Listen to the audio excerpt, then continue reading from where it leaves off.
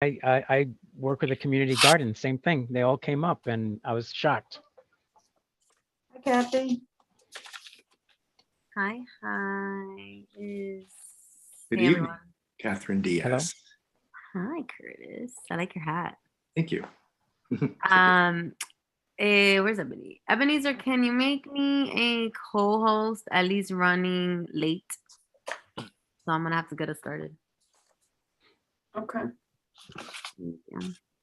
Okay, Chanel gonna do that. I made Chanel a host, so Chanel, please promote Catherine to co-host. You are a co-host already. Oh, okay. Sorry. Thank you. Yes. Chanel let is me- fast. I know, right? All right, let me see if I could pull up a slide.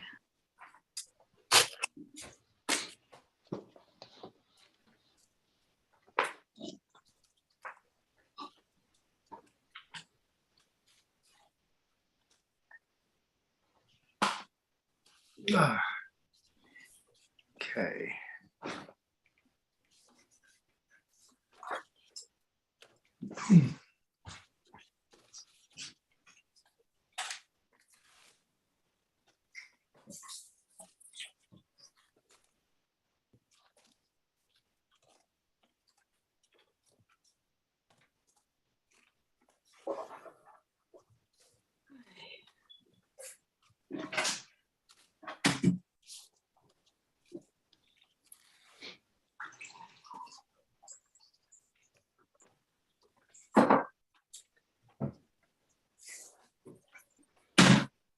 I get a lot of junk mail. Oh, tell me about it. I mean, just like 7 pieces of mail, 5 of them garbage, and one of them was a bill from the hospital for something we already paid, and we've told them 3 times, we've already paid this bill.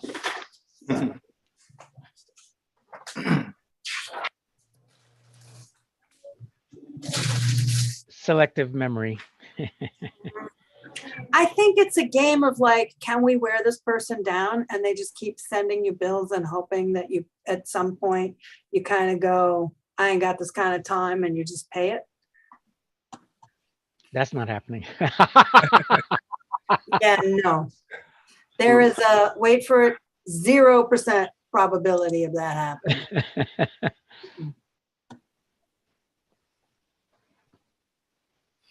But you know, it's got like big letters and lots of things in red, and it looks really scary. And I'm pretty sure there are people who look at it and go, ooh, I guess I better pay this. And then good luck getting your money back. Yeah, really. Mhm. This is very funny. Catherine, Curtis, and I are all kind of wearing not the same glasses. I mean, they're different, but they're all kind of the same Round. size. You know, the big round. Yeah. Well, if there's a discount somewhere, please let me know, because I need new ones. Warby That's why Parker, I'm not wearing baby. them. I dropped them last night, of course. Oh, Oh, yeah, Warby Yes. Parker. These are Yeah. worthy. I learned quickly to invest in like acrylic glasses. There was a kid that grabbed a hold of my glasses and like was ready to break them in half. And I'm like, this is it. I'm like, I will always invest in acrylic glasses because they were sturdy. Yeah, fortunately, I don't really have people grabbing at my glasses. Yeah. Dictors has the best deal on reading glasses. They have great reading glasses for $6.99, although I keep losing mine. So, but they. Whoop, what happened to Sally? She put mute. Oh, sorry, I went mute. Hey, hey, Sally. Hi. Who's saying hi? I think that was Porfirio. Porfirio. Oh, good. So I hope everybody's going to the celebration tomorrow night. Coach Yeah. Davis being honored. Yep. COVID coach. Yep. Yep. And there's a really good panel discussion. Where So is it it? should be. Tell me more. It's at the close enough to Coogan's, but not Coogan's. It's the The Malcolm X and Dr. right. Betty Shabazz Memorials and Education Center. Yeah, it looks like a great panel too. I'm so excited. Yeah, yeah. Oh, wait. There was an e-blast went out earlier this afternoon. You should have gotten it, Liz. It was sent by CB12. Oh, it's the MBP's Black History Month thing. Right. Ooh, 5:30. Oh, yeah. And you have to RSVP. I RSVP'd the minute it went out because they announced it at the borough board meeting, which I attended, which was fascinating. They talked healthcare. So that was good. Very true. Those are quite interesting meetings. There's a lot of opportunity to collaborate with our fellow community boards. Yeah. Oh, I love hearing what other boards are doing and how other boards do things. It's really interesting to me. You know, there are plenty of times where, you know, you're kind of scratching your head going, this is a problem up here. Are we the only people dealing with this? And sometimes, you know, when you hear from other boards, yeah, we feel you, we have this too. It just makes you feel a little bit less crazy. Yeah. They, like much of Manhattan and actually much of New York City, have a real problem. There's at least 2 or 3 boards that will be talking about lack of access to public restrooms. So, which is important in the board as well. Yeah. So, no, there's a lot of fascinating work. And also Community Board 4, I look at all the time because Jesse grew up under Dale and they do some amazing street work. They do. So, no, I love that board. Well, It also board happens to be 4, in my other favorite neighborhood. the chair of board 4, or the former chair of board 4, is Christine Berthet, and she is, before she was on the board, she's been on the board for a while, but before she was on the board, she started this like pedestrian safety organization, Check Peds, and she's been doing work in that space for like decades. And a lot of the interesting community board-based initiatives around pedestrian advocacy, share the road, you know, negotiating spaces with pedestrians and bikes and cars, you know, a lot of that stuff. It's a little different than the transportation alternatives piece because it's very pedestrian oriented. But a lot of the stuff that eventually became Vision Zero was rooted in a lot of those conversations from like 30 years ago. And she's super well informed, really interesting woman. Their new council member also in Hell's Kitchen has a great platform for mental health. So if you haven't read it, look it up. Hey, Julio. Hi there, Liz. How are you? Thank God many things are good. And yourself? That's wonderful. As long as many things are good. Hey, Julio, are we going to see you tomorrow night? It's right across the street. Oh. The borough president's Black History Month celebration, and Coach Davis being honored. Oh, I didn't. You know something? I haven't seen anything on that. And Dr. Fullilove, Robert Fullilove. No, Julio, I sent it to you. It's Mariel, but I'll send it to you again. So it's on the top of your inbox. Okay, I'll check. Maybe went into spam or something like that. It's coming Not from you. Something that important. No, it's coming from Mariel. Mariel, you know, it always goes to spam. Ouch. No, it's going to be great. Good evening, everyone. Hi, Faye. Hi, Etta. Hi, Wayne. Hi, Maria. Hello, everyone. Hi. The house is full. Sounds like a great program, Full House. Yeah, And I know. I'm so excited. What is Julio doing there? we are now streaming live on YouTube. And Already? yeah, and there's somebody in the attendees who their name is Green Eggs and Ham. And while it's certainly not a requirement to say who you are, it does, the person who's taking minutes and who makes a note of the attendance makes it a little easier if people's actual names are in there. Also, if there's any kind of follow-up and we're answering people's questions, it's easier and more neighborly if we're able to address people by name. But that may be their names. Who knows? Sure. Can anyone share the agenda with me? I didn't receive it. Yeah, I can send that to you. Thank you. No solo sé. That's it? What happened to my, I'm supposed to be getting the, All right, looks like we're still missing some folks. For board members and attendees. All of it. My name's Catherine. I will be starting the meeting. Eliezer is running late, so he'll be joining us.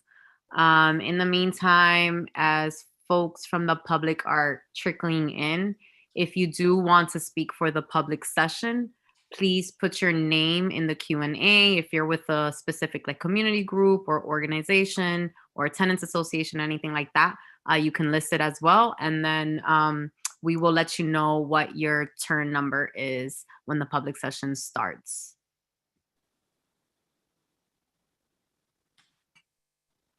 So Catherine, can I ask you, I submitted a couple of names of some folks that wanted it to speak to Ebenezer. And I can't open the Q&A to be able to put the names. Yeah, Oh, I'll get them from him now. Okay. Chanel just texted me one, so let me ask now. All right, because one of them was Mino. Mino is not able to join. Mino Lora. Okay. from People Theater. Yes, the People's Theater. Yes. By the way, love your background. Who's? Julio Batista. Oh, thank you. It's a reminder for everyone that the Medical Center Neighborhood Fund is open for applications. So just serves as a reminder. So if you know people, organizations in Community Board 12, they should apply. What's the deadline and where do they apply? How do they do that? So if you go to the Columbia's Office of Government Community Affairs, their website, they could download the application, or they could contact me at jab9029@nyp.org, and I could get them the application. We're somewhat behind the our timeline, so it's open till the end of the month of next month. What is the application for? This is for community-based organizations, groups that are starting out within Community Board 12 and are looking for support, to run their programs. And it's small grants, but small grants also go a long way. So it varies from, $500-700 to $3,000. What is it called? Good to know. It's right behind me. It's the Medical Center Neighborhood Fund.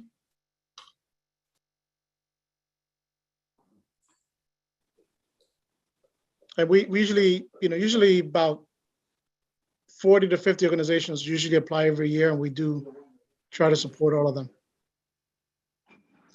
Also, the New York Presbyterian Chalk has a grant out. So there's 2 opportunities for funding. Right, that's a smaller grant, yes, correct. Well, I could get, if you contacted me, I could get information on both of those. Thanks, Julio. Sure, and thank you for that. All right, so it looks like. Are you counting as well, Catherine? I'm trying to count as people come into the room.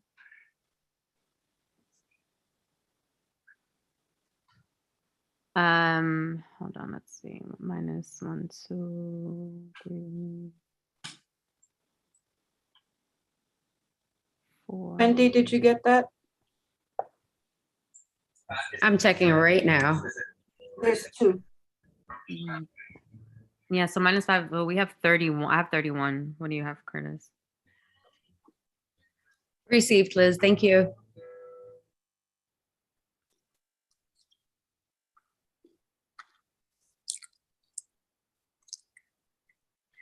Julio, do you know if Maria is going to be coming?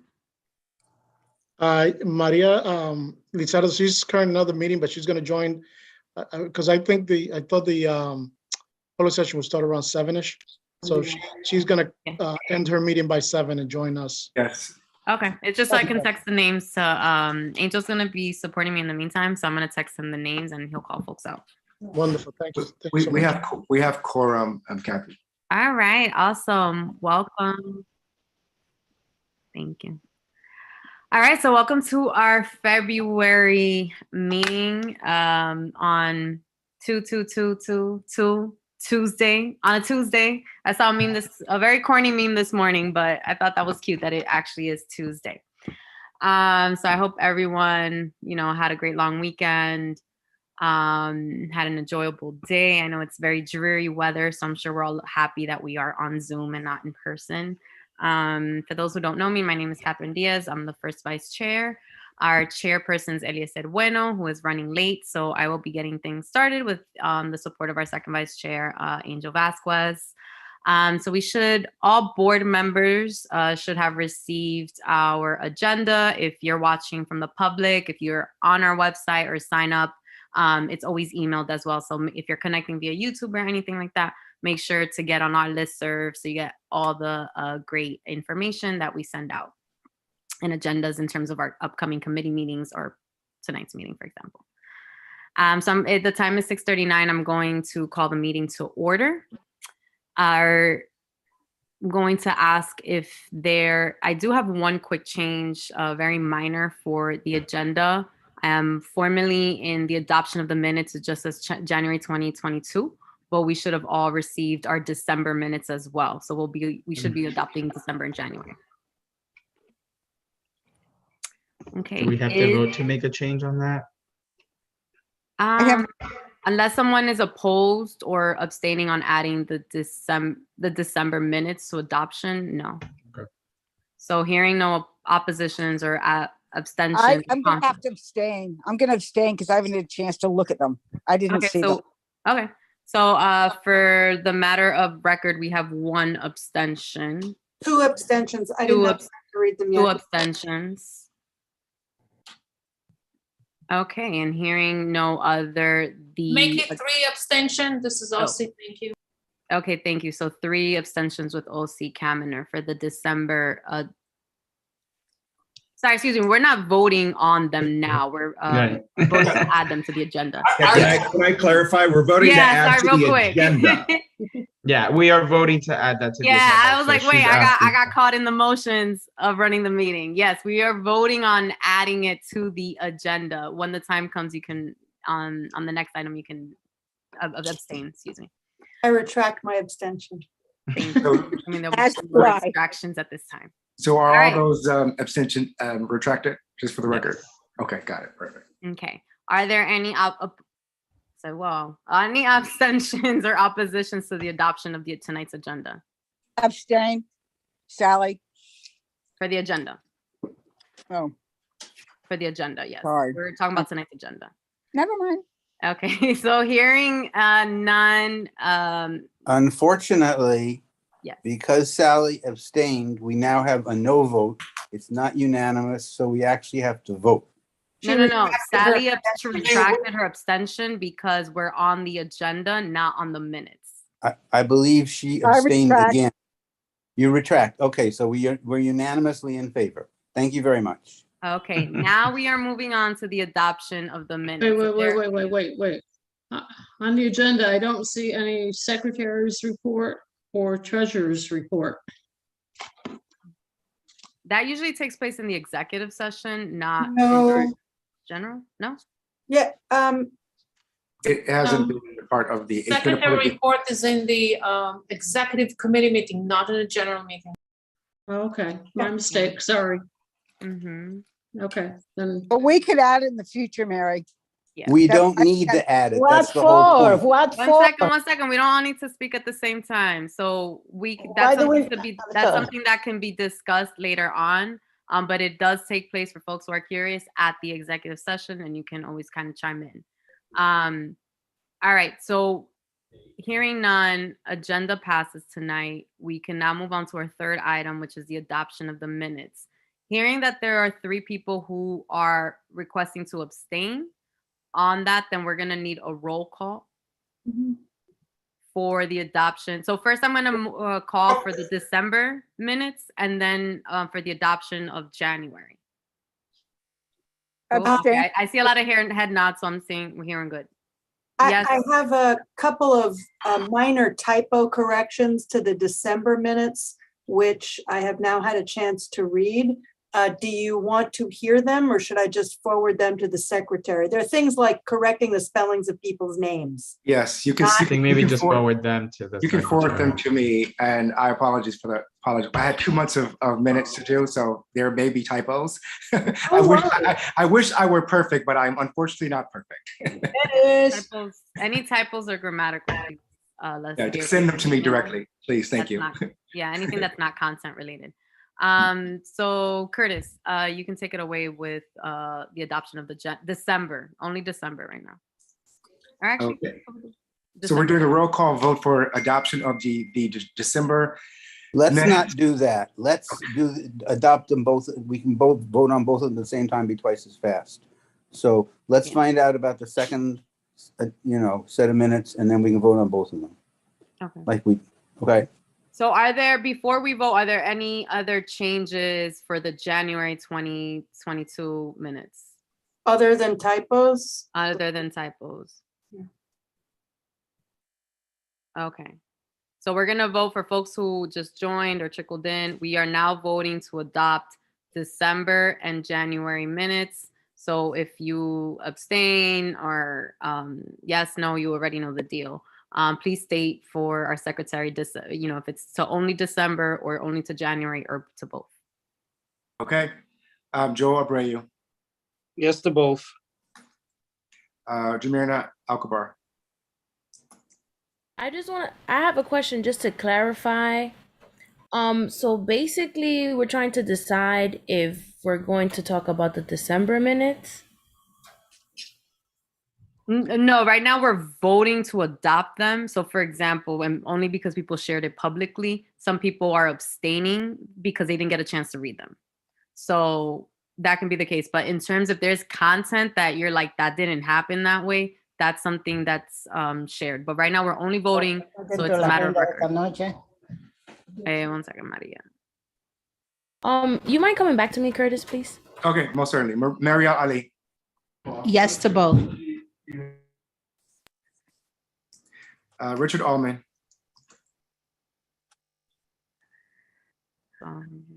Richard Allman. I'll come back to you, Richard Allman. Mary Anderson. Yes to both. Glynis Aquino. Glynis. Wayne Benjamin. Yes to both. James Berlin. Yes to both. Danielle Bonilla. Yes to both. Thank you. Tanya Bonner. Yeah, yes to both. Eleazar Bueno, not present yet. Dale Cochran. Yes to both. Nobles Crawford. Yes to both. Robin Cruz. Robin Cruz, going once, going twice. I'll return. Wildese Cruz. Catherine Diaz. Yes to both.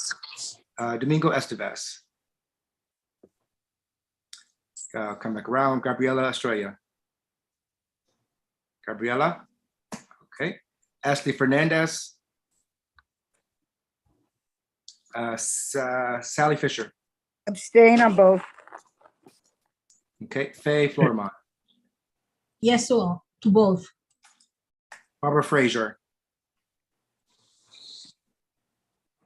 Barbara Frazier. Okay. Samari Hernandez. Yes to both. Yes to both. Miriam James. Yes to both. Danielle Jetu. Danielle Jetu. Leo Jimenez. Yes to both. Joseph Kalinsky. Osi. Osi? Was that Osi Kamener? Abstain on both. Okay. Michelle Lee. I'm going to abstain on both. I'm sorry, I'm a little late. I'm still kind of catching up. Okay. Francisco Lopez. Francisco Lopez. Elizabeth Ritter. I'm a fast reader. Yes to both. And I'll send you some typo corrections. Okay. Thank you very much. Maria Luna. Yes. Okay. Emily Marte. Yes to both. Cindy Matos. Cindy Matos. Jay Mazer. Yes and yes. Okay, Isidro Medina. Yes to both. Okay, Debbie Nabavian. Debbie? Here. Okay, no Debbie yet. Jonathan Nunez Formeta. Not here yet. Jonathan. Aisha Ogilvy. Not here. Okay, Wendy Pena.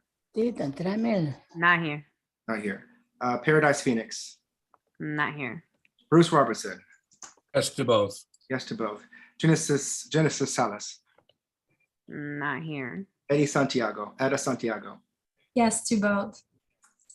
Steve Simon. Usually, yeah, he's not here yet. Okay. Angel Vasquez. Yes to both. Okay. Curtis Young. Yes. Curtis Young abstaining.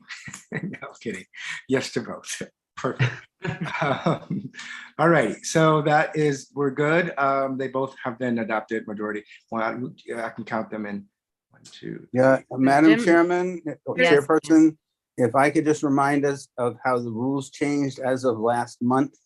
And this is why it's important what Catherine did. When we have a vote, anyone who is present at the meeting at that point is automatically voting.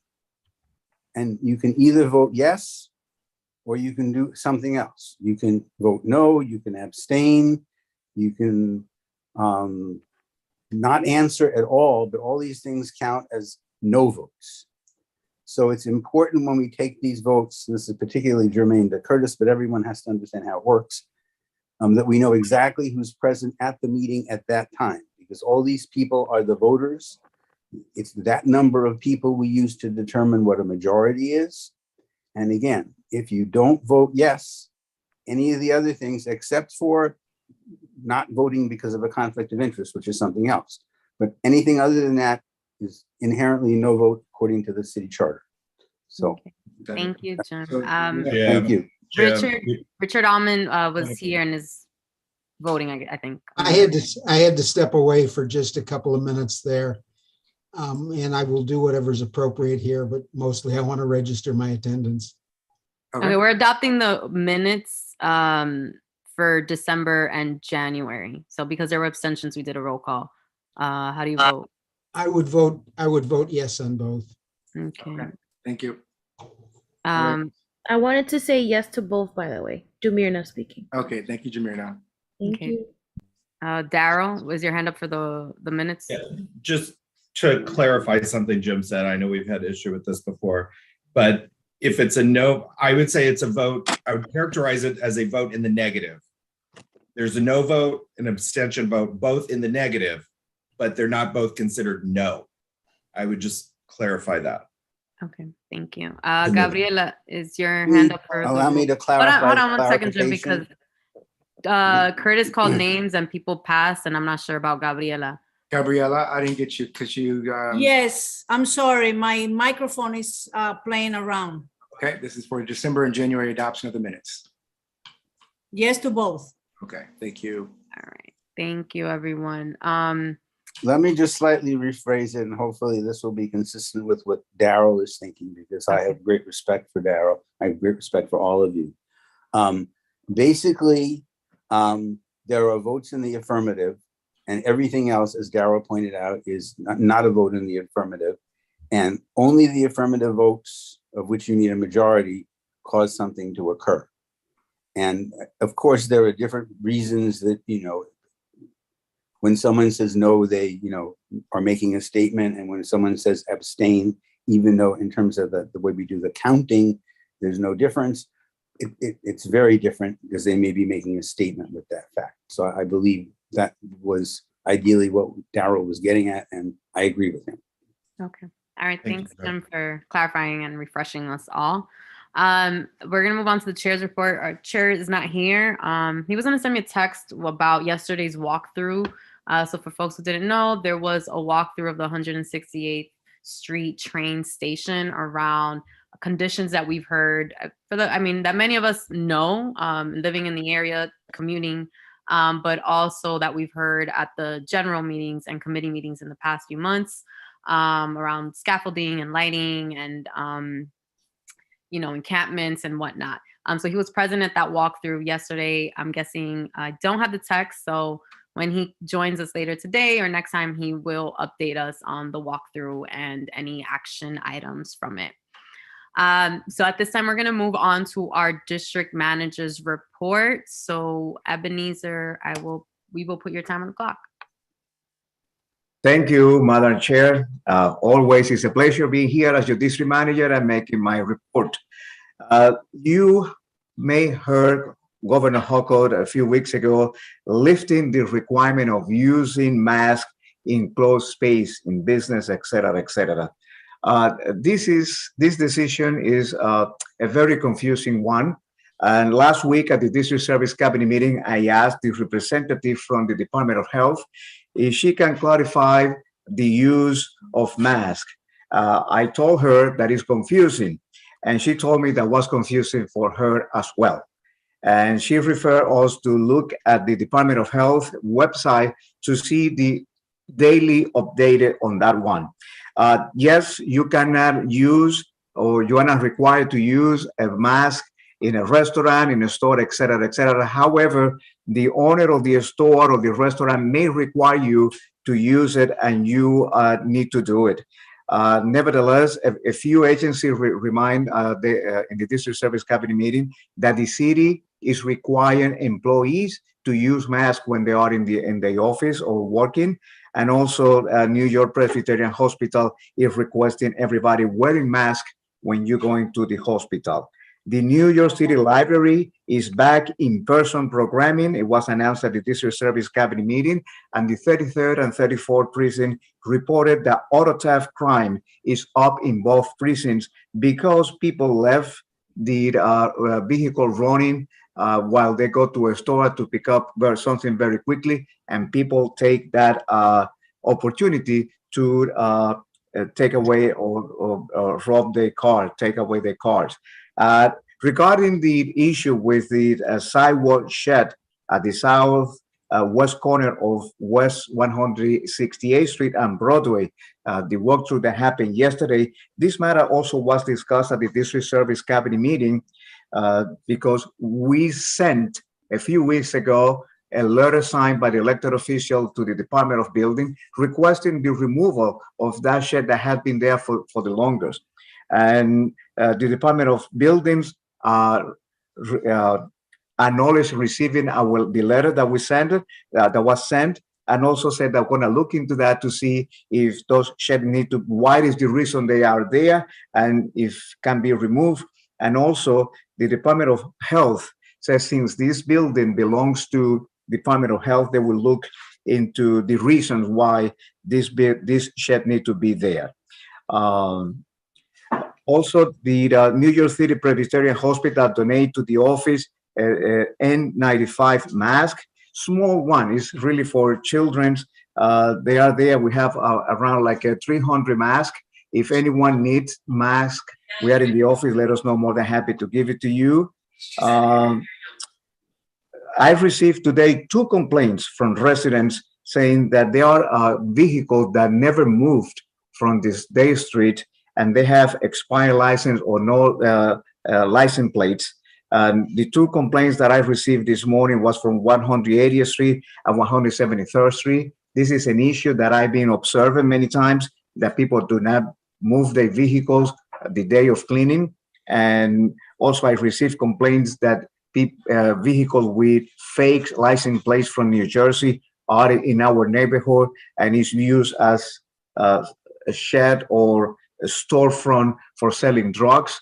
Every time we receive this complaint, we share with the prison. I will follow up with these matters to see if we can do something to remove those vehicles that occupy parking spots in the district and they never moved. I want to make an announcement on behalf of the Manhattan Borough President's Office. Attention board members who need to renew the membership as a community board member for this period, you have until March 1st this year at 5 p.m. or before 5 p.m. to submit your application. If you are not sure that you need to renew your application, please call me or call the office. More than happy to share with you the list if your name is on the list of the people that need to renew for 2020. Also, the Manhattan Borough President will be celebrating the Black History Month tomorrow, Wednesday, the 23rd at 6 p.m. at the Malcolm X and Dr. Betty Shabbat Memorial and Education Center located at 3940 Broadway. This is the end of my report. Is there any question? Yes. Okay, Sally? Yeah, Ebenezer, there is a lot of confusion about the mask. And according to the city site, the NYC pass is still effective. So in fact, masks and checking of ID of vaccination cards is still required in restaurants. That has not been changed at the city level. It's been changed at the state level. And then my second comment is with regard to permanently parked vehicles and placard abuse, that's a huge problem in Inwood. So I would like, there's been a lot on Facebook, et cetera, but we should approach this not just as two locations, but it's rampant in Inwood.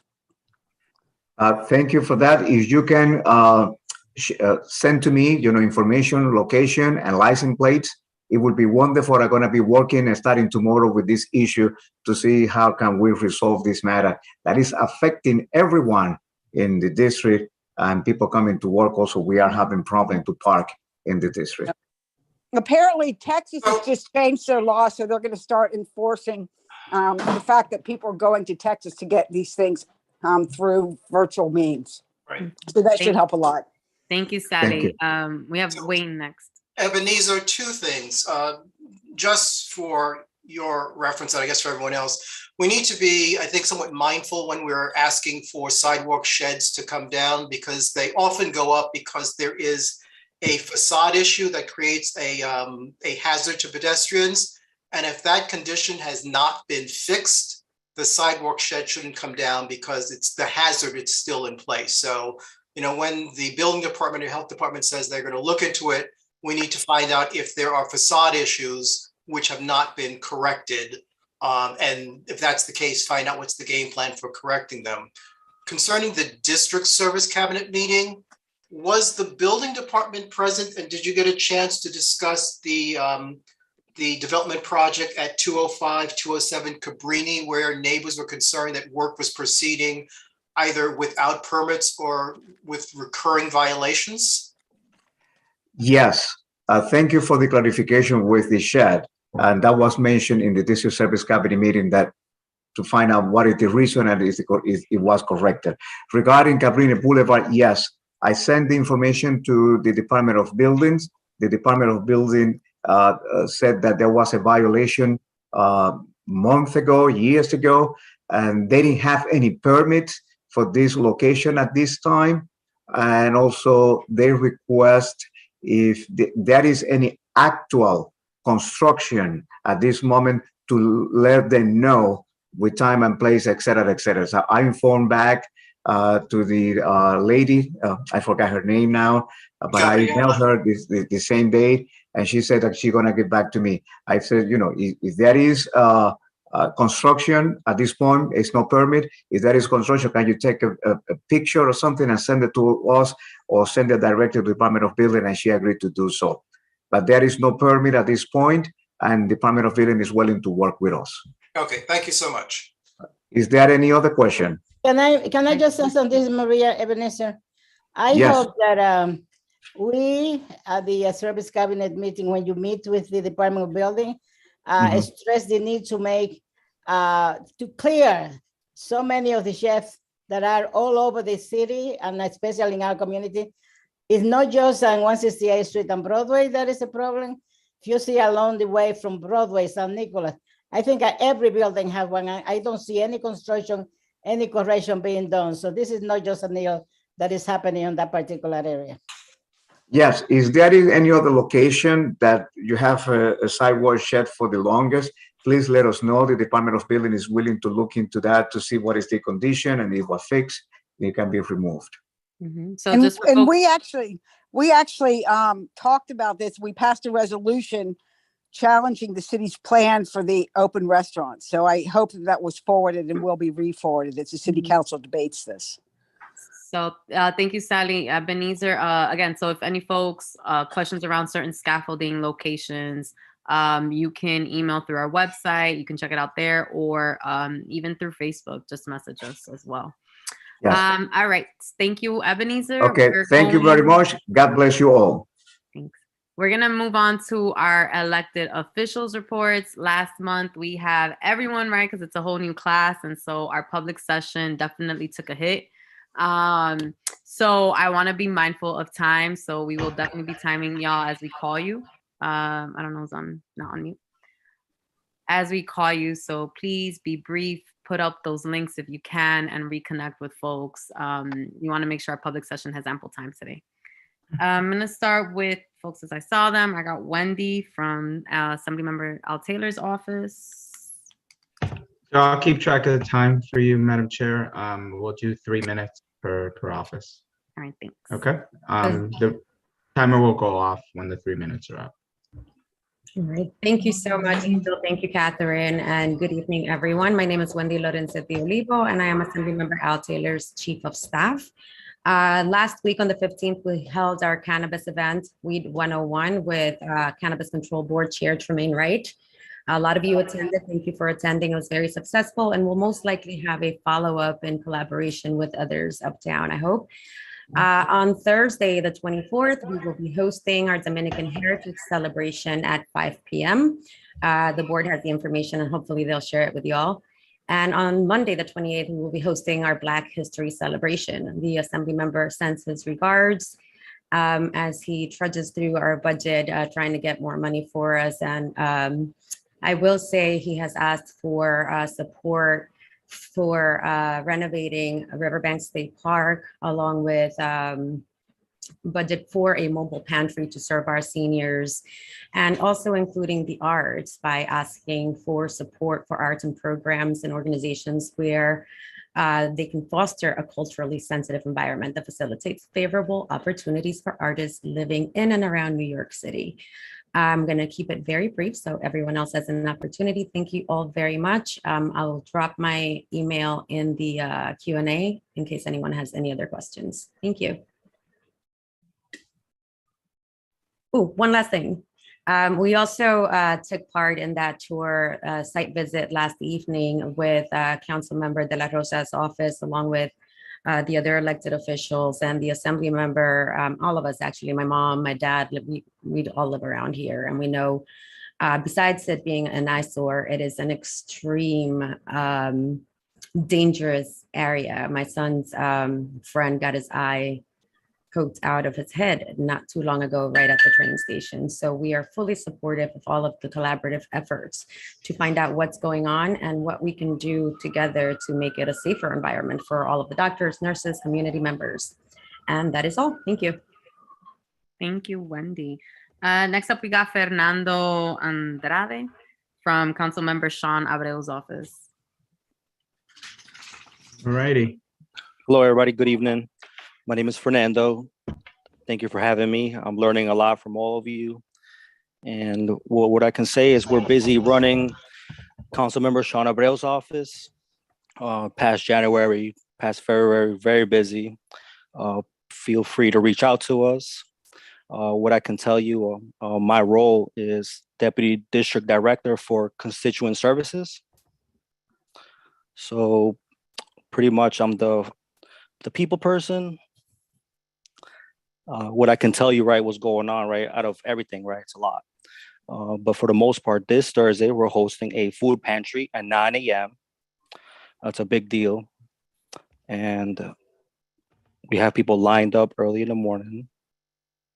But beyond that, feel free to reach out to our office. Again, right now, really busy.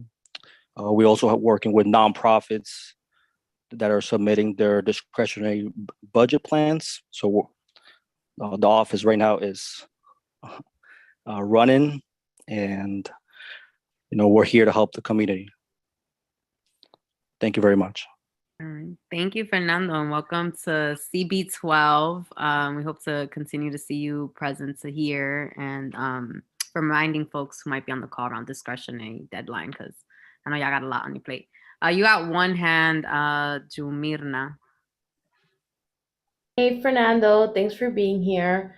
I do have a quick question. I do understand that your office is going through a lot at the moment, and you have a lot going on. But I was just wondering, is anything coming out on behalf of your office for Black History Month or any events during the month of February?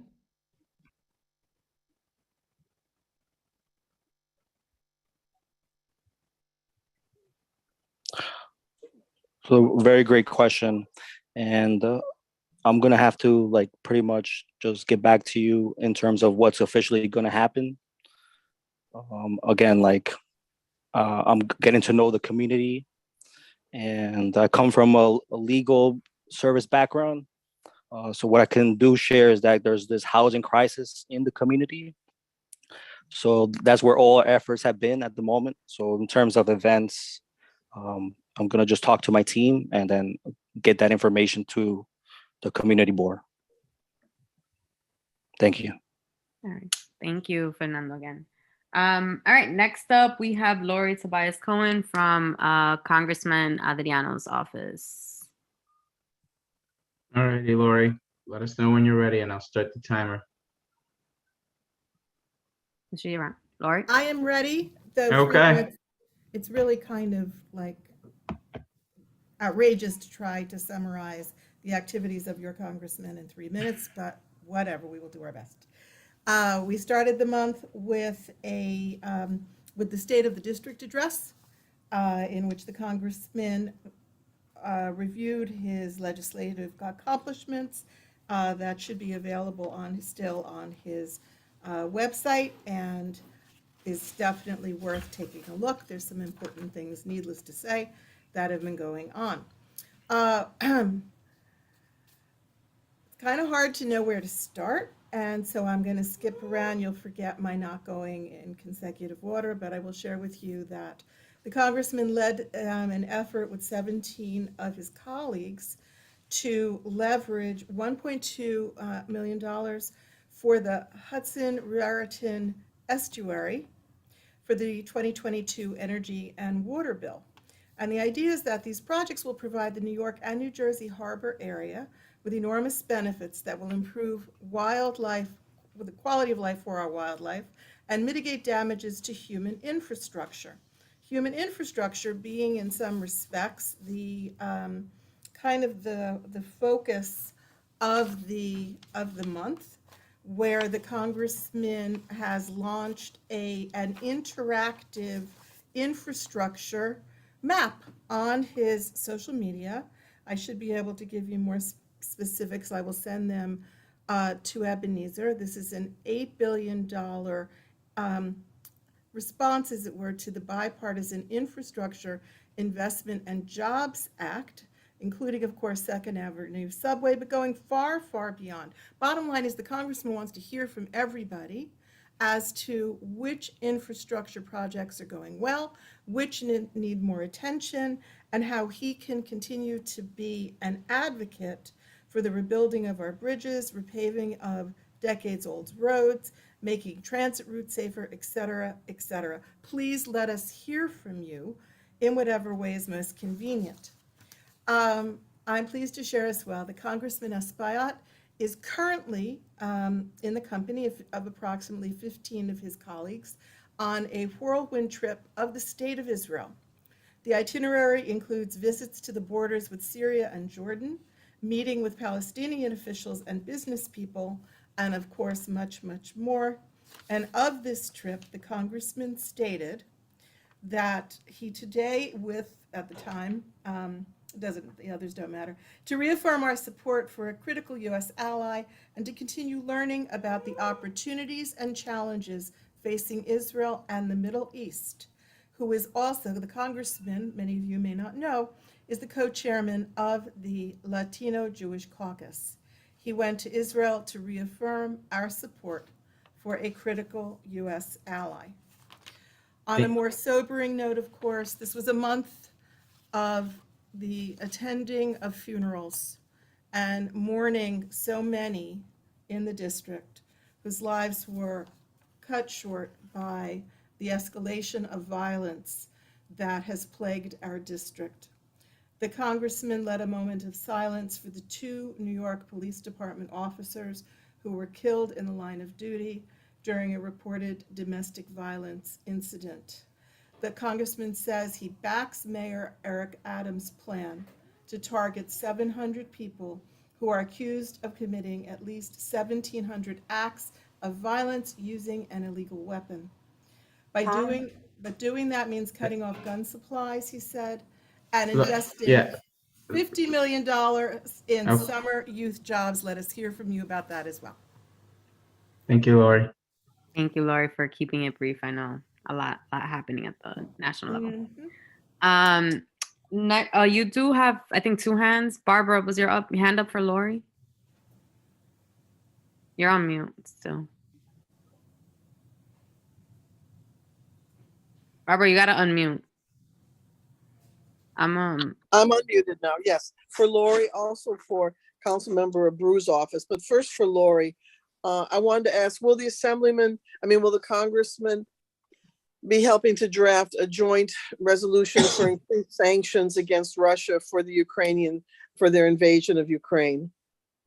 I believe he has certainly already issued a statement with regard to that, and whether he's going to be directly involved in drafting the resolutions, I can't speak to that because, as I said, he's in Israel, but he has already issued a statement in profound opposition, of course, to the violence occurring because of the Russians.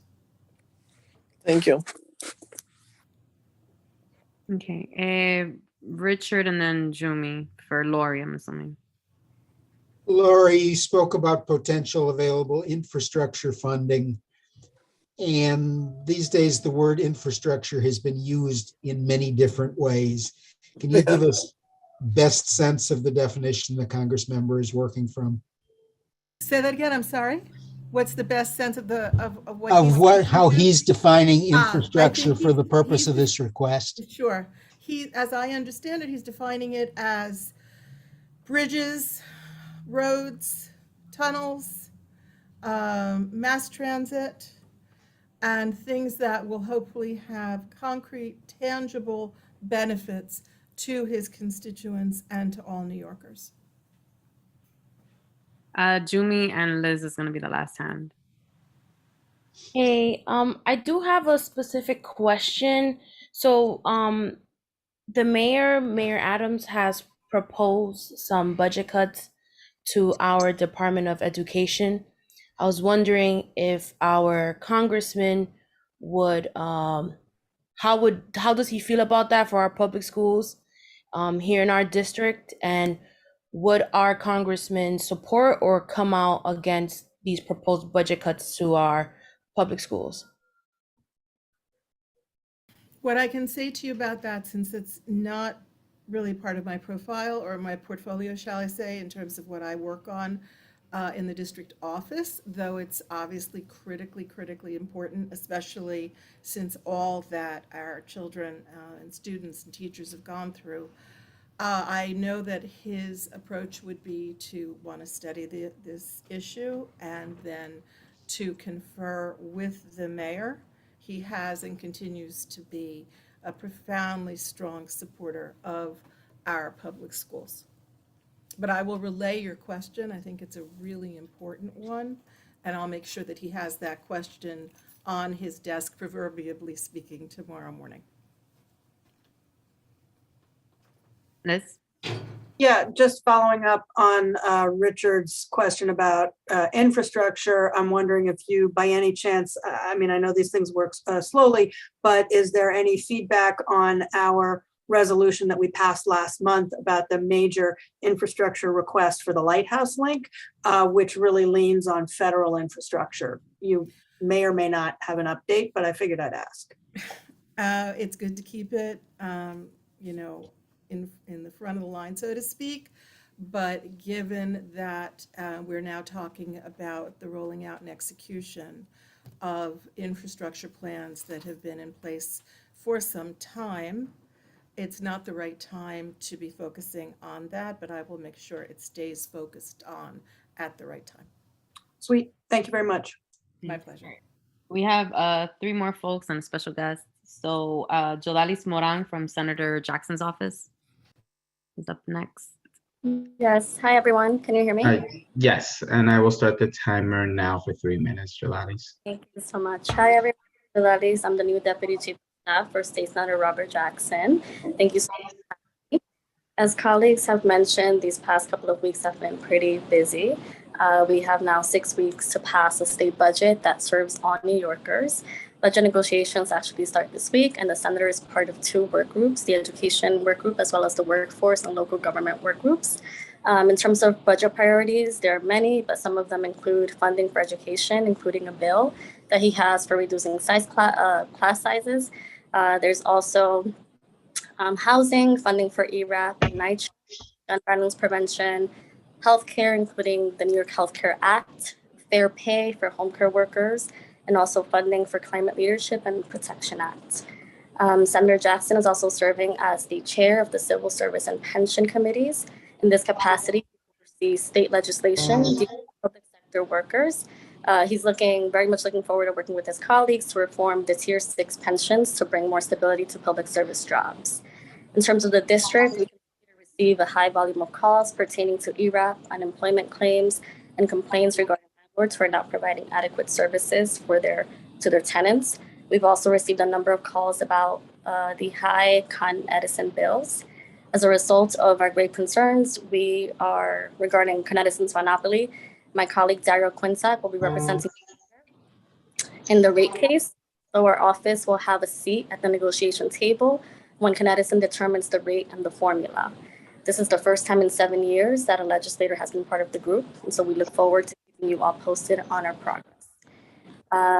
Amidst the mountain of this, some successes, including a constituent who received about $19,000 in ERAP funds. That constituent also owns a house in the Bronx, and their tenants received some assistance as well, which potentially prevented multiple folks from being evicted or losing their homes. We have a few upcoming events. Those include a Black History Month run that the Senator is doing tomorrow.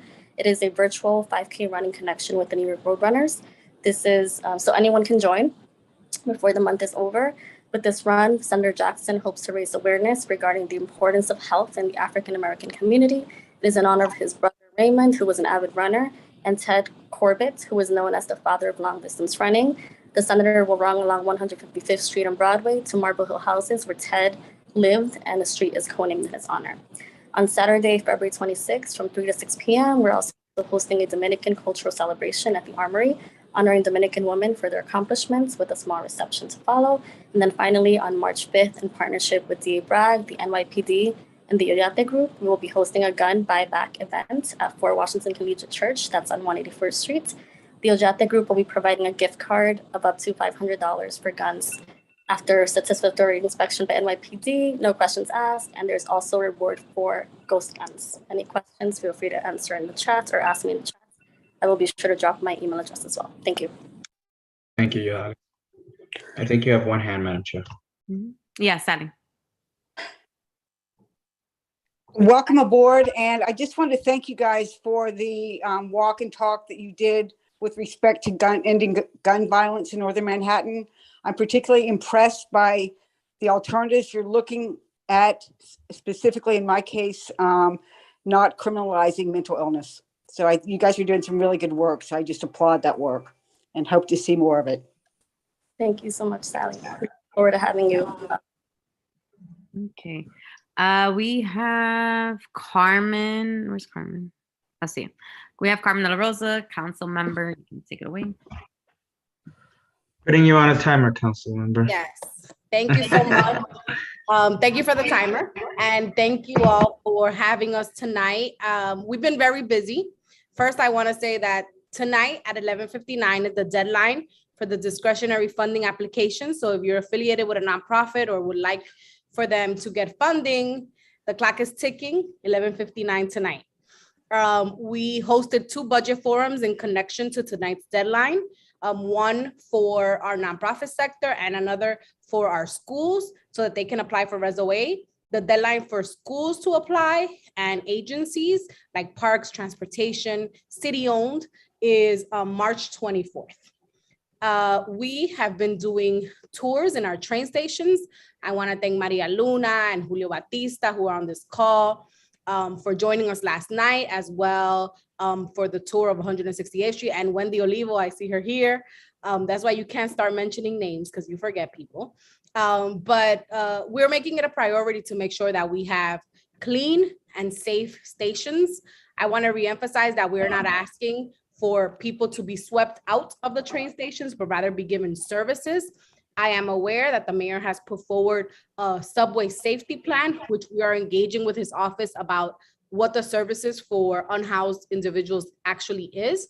One of the things that I can report back that it is a work in progress. We are trying to have direct connections with the Department of Social Services, our local shelters here in the community, as well as the multi-agencies that run the tunnels, the train stations, to make sure that we're coordinated. I want to speak in favor of the resolution that I believe you all will hear tonight about removing the shed, the scaffolding on 168th Street. I think this will be an important step. We've written a joint letter with the elected officials uptown to make sure that we can brighten up that corner. This morning, I also joined the Manhattan DOT Commissioner, Ed Pinkar, on a walk of some of our most dangerous intersections. We focused on Inwood this morning. We will be reporting back as to what our findings are and what some proposals are down the line when things are more official. We also started a schools tour where we're visiting all the schools in District 6 as part of an effort to look at what's happening in our schools. We started with Juan Pablo Duarte last Friday, and we're looking to visit IS 52 this week, and we will continue on towards the budget process. Someone mentioned the mayor's budget. The preliminary budget was released this week. We are aware of the excruciating cuts to education and remain opposed to those cuts. Many of the efficiencies, as they call them, I call them cuts, are coming from headcount, reducing headcounts, and we really need to take a survey as to what the headcount impacts will be for our community when the agencies cut their staff. So we are looking at that, and the council will have budget hearings that will start mid next month. And so we will make sure that I'm on the education committee. I will bring the question of the impacts of the cuts to our schools. And then lastly, I want to say that we are also reviewing the mayor's public safety plan that was put out. I also sit on the public safety committee. There will be a hearing on this plan in the coming days. And so we will be making our position public once the hearing occurs. There's a lot of work to do. We are excited about taking on this work. Our district office is still under construction. A lot of work needs to happen in the district office, but we look forward to continuing to serve the community remotely for now, and in the next few weeks, having a grand opening. And then an invitation on Sunday, February 27th, this Sunday, we are celebrating Dominican Independence Day at 809 Restaurant at 11 a.m. Please join us. We will be COVID safe, and it will be a celebration of our vibrant culture. Thank you. Thank you, Carmen. You have 2 hands. Isidro and Angel. Oh, you're muted. Councilmember Rosa, on your walkthrough with the DOT Commissioner, Ed Pinkard, Yes. Did you have a walkthrough with him on Dykeman from Broadway to Nagle? I'm sorry. That curl is very, very dangerous, Yes. particularly like late afternoon. Yes, we did have a conversation. It's only in emergency that, it's speaking volume to how bad the situation is. And I Yes. think that, the bike lane created all of this. And I wanted to know what's your opinion on the matter regarding the bike lane and how dangerous this area has become. We had a conversation about the street redesign. There are plans, as you all know, that involve the Dykeman Rest, on Nagel and Dykeman. That's a Parks Department project, but there also are some street redesigns that are being proposed. I'm sure that the Community Board, Traffic and Transportation Committee will be briefed. I'm for safety. I think that we have to make sure that our pedestrians are safe. I have a small child. PS5 is in that strip. Dykeman House is on that strip. The playground, Monsignor Kett is on that strip.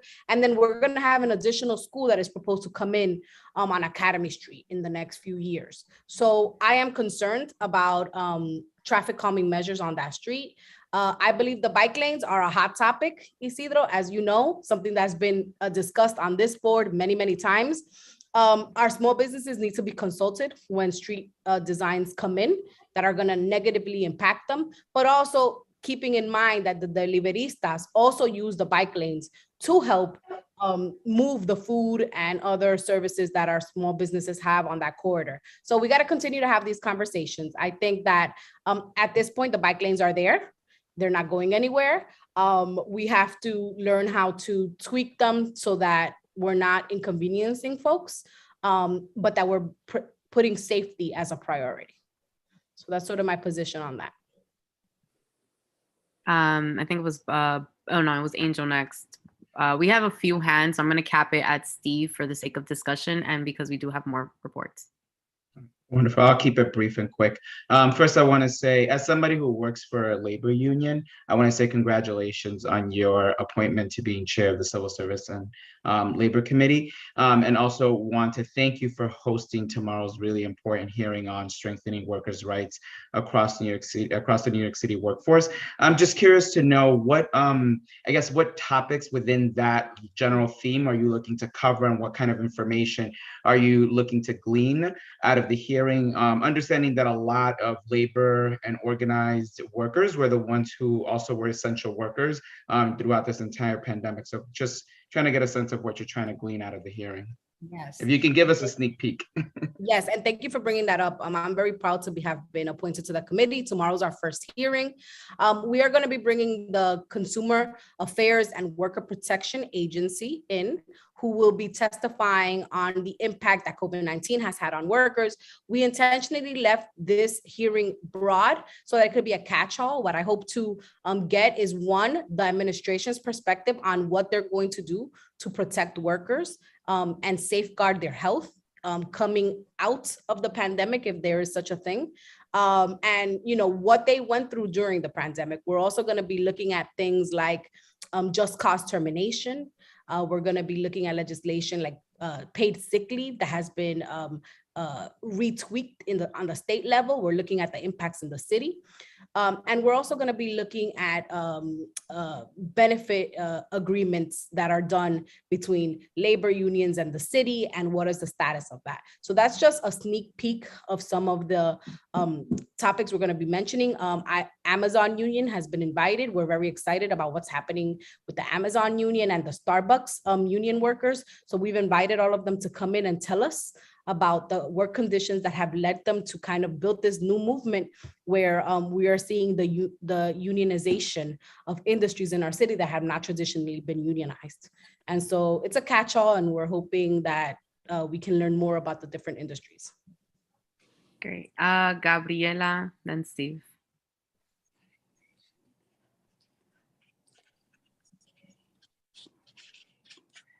Thank you. I'm going to be very brief. I just want to give the council member a shout out for coming to do that amazing tour in the 191st tunnel, the bus station, subway station. I think it was a very bright idea to bring, the different city agencies on board. And I hope that you can replicate the same strategy in other subway stations. So thank you very much. Thank you, Gabby. Yes, that's the plan. Go ahead, Steve. Hi, Carmen. I believe that that you have supported this board's position that New York Presbyterian should not close the 30-bed psych unit at the Allen Hospital, and you've supported our efforts to try to get it reopened. My understanding from the Daily News is that when the mayor and the governor announced the subway safety plan, part of that was that 600 psychiatric beds, which had been used to treat COVID patients, were to be reopened for psych patients once again. So I would urge you and our new assembly member, I see he's on the call, attending the meeting, Manny, and the other elected official representatives to reach out to the state health commissioner as well as to the state mental health commissioner, and to make sure that this plan to reopen those 600 beds includes the 30 beds that are in our community. Yes, absolutely, Steve. Thank you for bringing it up. I am wholeheartedly opposed to the closing of the psych unit at the Island Hospital. And I believe that during the pandemic, it kind of through attrition, the numbers were reduced is what we heard.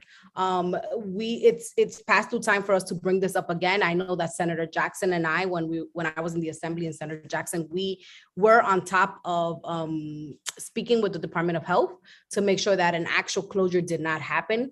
Obviously, without a contingency plan in our community, we were opposed to the closure. So I will take this back up. I'm sure that our new assemblyman will join us in that effort. Mental health is one of the things that I talk often about. We are in crisis mode right now in our community when it comes to access to mental health services. So any closure of any beds that provide, acute psych care is a travesty. So we will continue to work on that, and thank you for the reminder as always. Okay, well, this seems to be an opportunity where maybe we can finally get it done. Yes. Appreciate your efforts. Thank you. Thank you, Steve. I do see new hands, but we do have more electeds. We have a public session to get to. Carmen, I think I saw one of your staff members. I don't know if it's a liaison. So Yes, maybe Jamila. board members get in touch with Jamila, who's still here. Jamila Sandoval is here. Jamila Wave. Jamila is my director of community affairs, a Washington Heights native. We're so excited to have her come and represent us at the board. Please get to know her. She's amazing. And we look forward to working with you. All right, awesome, thanks. All right, next up, we have our new assembly member, Manny de los Santos, who is here with us tonight. Thank you, Catherine. I wanted to get this opportunity to introduce myself to my fellow members, Community Board 12. As many of you know, I served Community Board 12 for 7 years, so I really have a sense of appreciation of the work you do on the daily basis, or your dedication and hard work that you put forward to make this community a better community. I can't wait to begin our work. As many of you know, I was sworn in 4 days ago. So a rookie doing the work, looking forward to working with all of you. As I stated before, a lot of you know I grew up in this community, have a background in social work. So Steve, I certainly relate to your story, having been a social worker, working in our community schools for many years. Of course, I look forward to embarking that journey and champion, to make sure that doesn't close. So you can count on my support on that. My district office will be opening soon. Just a heads up, bear with me while we get ready with all the paperwork from Albany, where I get the green light, doing all the necessary work to reopen that office. You already know the location. It's 210 Sherman. It will remain in the same location. I do want to take this opportunity to introduce my incoming chief of staff, Damaris Rodriguez, who's on the Zoom right now. So any concerns, any meeting requests that you may need in the next coming weeks, please feel free to reach out to me. A lot of you that I've served in Community Board 12 and that I'm friend with have my contact information, not only my personal email, but also my personal cell phone. So please do not hesitate to call me or text me with anything that you may need. I already had been touring the district. Last night, I joined NYP Julio Batista, who's on the call right now, and the elected official Mark Levine, the board president, council member Carmen de la Rosa, Al Taylor's office, Wendy, and local transit to really tackle the issue of public safety in our community. I look forward to continue to do those tours around the district to ensure that we increase our quality of life as it relates to public safety. As you know, we're 6 weeks away from the state budget. I will champion all the necessary funding that we need when it's related to making sure that we get the necessary funding for education, right? To secure work development enforcement, the 350 million that I'm pushing forward through Kathy Hochul. I already co-sponsored the Good Cause bill on my first 2 hours in the assembly as I went to do my HR paperwork. So if you go on my website, you will see a handful of bills that I immediately put my name on it, as I feel that those are essential bills that relate and connect to our working class family in Northern Manhattan. So at this moment, if you have any questions, I'm here and I look forward to working with all of you. Excellent timing there, Assemblyman. Thank you, Angel. All right, are there any hands? Oh, I was about to say, I'm like, that's odd. Oh, wait. You Yeah. have one hand. You have one hand. Yeah, I was like, Steve, go ahead, and Barbara. Yeah, this is also would be for Carmen's office too. Speaking of good cause eviction, and hello, Manny. The eviction moratorium is either about to expire or did expire. Did, thank you. And what is the situation that both because you work closely together, your Sean and Carmen's office is doing in terms of the eviction situation? I read somewhere that there are 3,500 evictions currently in the courts that are going through, something like 60 a day, 70 a day. Can you clarify that? Are you up to date yet on that? And I'm not putting you on the hot seat because you just got started, but that's something, like you said, right away, you got your name on the good cause eviction bill.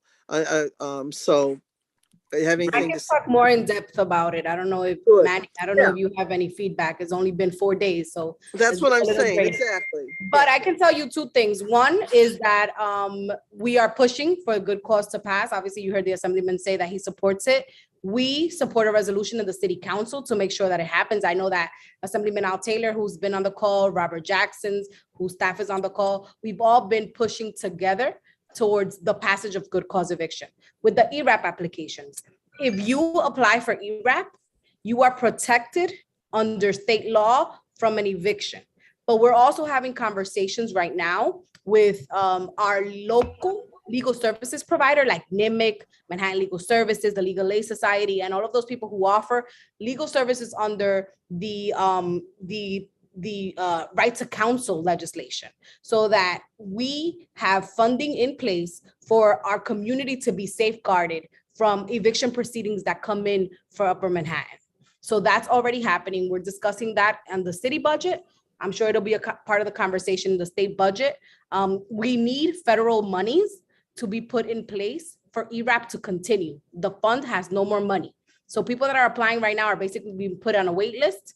It's a temporary solution. I believe that we need the rent moratorium to continue until we figure out what's happening, at least with the ERAP funds. But in the meantime, people can apply for ERAP to have a safeguard. We would advise folks to tell people to call our offices and we can put them in touch with a legal services provider. No one's doors should be, their locks should not be changed. That's an illegal lockout. If that occurs, call 911 because the door should be opened immediately, and then get in touch with our office and we will put them in touch with someone who can take their case. Let me comment that. Let me wait, comment. Barbara, we have more hands. Yeah. So I appreciate, I know you got a comment, but I'd appreciate we can move on to the next question. Steve?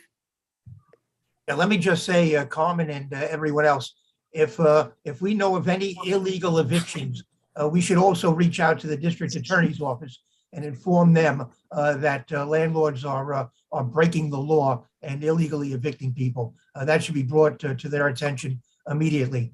And Manny, I just want to make sure, I hope your predecessor did not leave your office in lousy condition so that you need to renovate it. You know, I hope she left it in so that you can move in right away.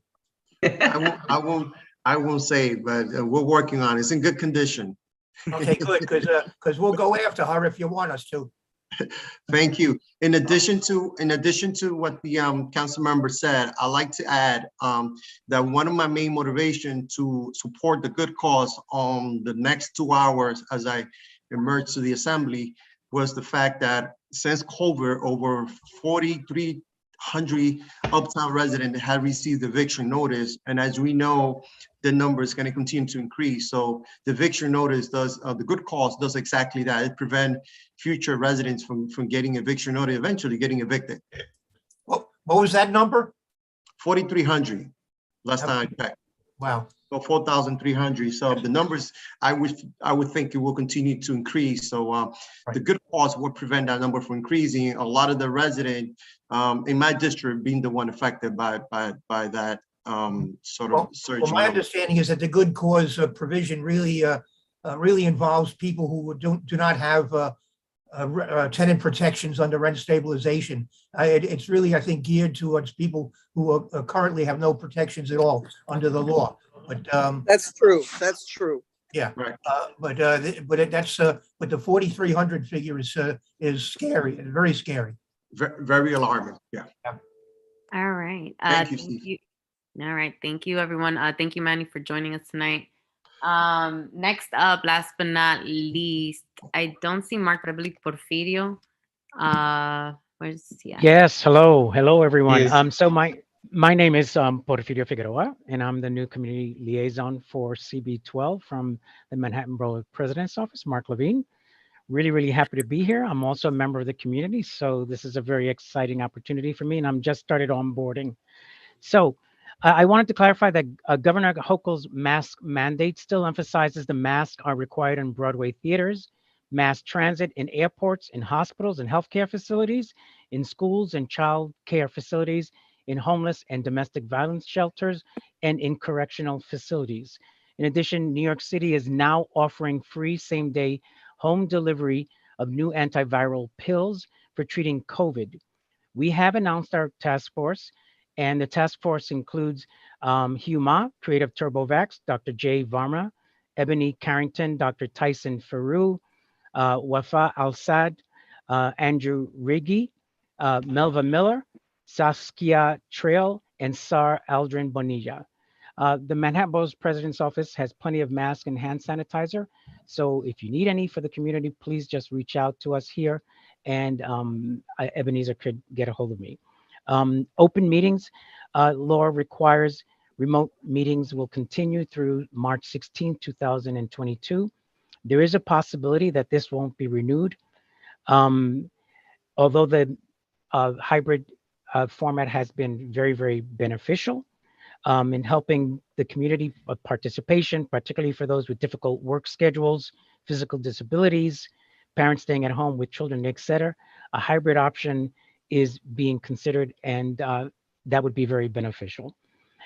We did want to make sure and clear that the CB application portal is live. And as Ebenezer said earlier, the applications are due by March 1st. And at this month's Borough President Board meeting, we had New York State Deputy Secretary of Health, Dr. Angela Profeta, discuss the state budget and COVID response. It was a wonderful meeting. And so you could visit our Facebook page and you would get a chance to see that. Capital budget requests are due February 24th at our office, and please access the application online. The Manhattan Borough President is going to partner with Sue Donahue, who was named Parks Commissioner, and Iris Rodriguez Rosa, who was named First Deputy Parks Commissioner by Mayor Eric Adams. Since he was former chair of Parks, is something that's very, very important for him. So that's why last week, along with all the other borough presidents, he announced our joint effort in asking Mayor Adams to plant 1 million new trees by 2030 as a revival of the ambitious and successful Million Trees initiative that was started under Mayor Bloomberg. We all know it's been a very devastating few weeks in our subway system, with 5 people hit by trains in the span of about 24 hours last week, and 6 people attacked over the weekend. He went on a tour at 168th Street on Monday after the horrible attack that happened there, along with City Council member Carmen La Rosa and Assembly member De Los Santos. The mayor's plan clearly shows an urgency at this time. Porfirio, And just timing is coming up, so. okay, so let me quickly announce then that tomorrow we do have our Black History Month event at the Malcolm X and Dr. Betty Shabazz Memorial and Education Center. The doors open at 5:30, 6 to 8, and you can go on our website or eBrite to get a scheduled reservation. And thank you for allowing me to be here. Thank you, Porfirio. Thank you. Welcome. I'm going to cap this discussion at the three hands that I see on the screen, Isidro, Wayne, and Sally in that order. Porfirio's family, Manhattan Borough President. So if y'all gotta get in touch with him. Thank you so much, Madam Chair. Porfirio, that you know of, is it still required for restaurant employees to wear masks once the mandate came off? Yes. Yes, that Yeah. actually question was answered earlier. In the city, yes. At the state level, no. I believe Wayne was next and then Sally. Yes, actually, good evening. I met you in person last week, so good to meet you virtually. Just a quick observation, the deadline or the termination date for when we can meet virtually being in mid-March is problematic for CB12 because that would mean our general meeting, which is at the end of March, our largest meeting would have to be, in person. So if someone could look at that, and if it's going to end, it would be, beneficial if it ends at the end of the month, not in the middle of the month. I'll bring that to everyone's attention here. Yeah, I do know that at April. The big board meeting last week, that was discussed as well. Okay. So, yeah. Sally? Yes, just a couple things. I just wanted to clarify again, the restaurants currently still have to check, patrons still have to, it's not just servers, but it's patrons still have to wear masks and they still have to check for vaccination cards. That has not changed to the city. It's only changed to the state level. And a lot of restaurants, Pedro, are not aware of that. In fact, I told someone today that she needed to check our cards and she said, no, we got a call from the city. The city is not making those calls. It is still required. I also wanted to welcome you and also thank you and thank Mark for the second million trees. And also I was excited to hear that he's also pushing for 1% of the city budget going towards parks versus a fraction of a percent that goes towards parks now. So we really applaud his work, both when he was on the Parks Committee, but also especially as Manhattan Borough President. Thank you. I will relay the message. All right. Well, welcome. Thank you again. Thank you. Porfirio. Sure. And we should all have the MBPO contacts information if we have any further questions. Excellent. Thank you. All right. Now for the hour public session, we're going to be able to kick it off. Oh, sorry, I missed one, and I know that is key because we have an upcoming event. Ellie, perdón. Ellie, where you at?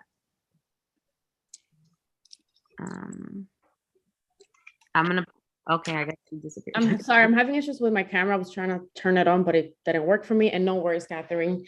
Good evening, everyone. It is always a pleasure to be back here with my CB12 family, and it is very nice to see you, all of you, although you cannot see me.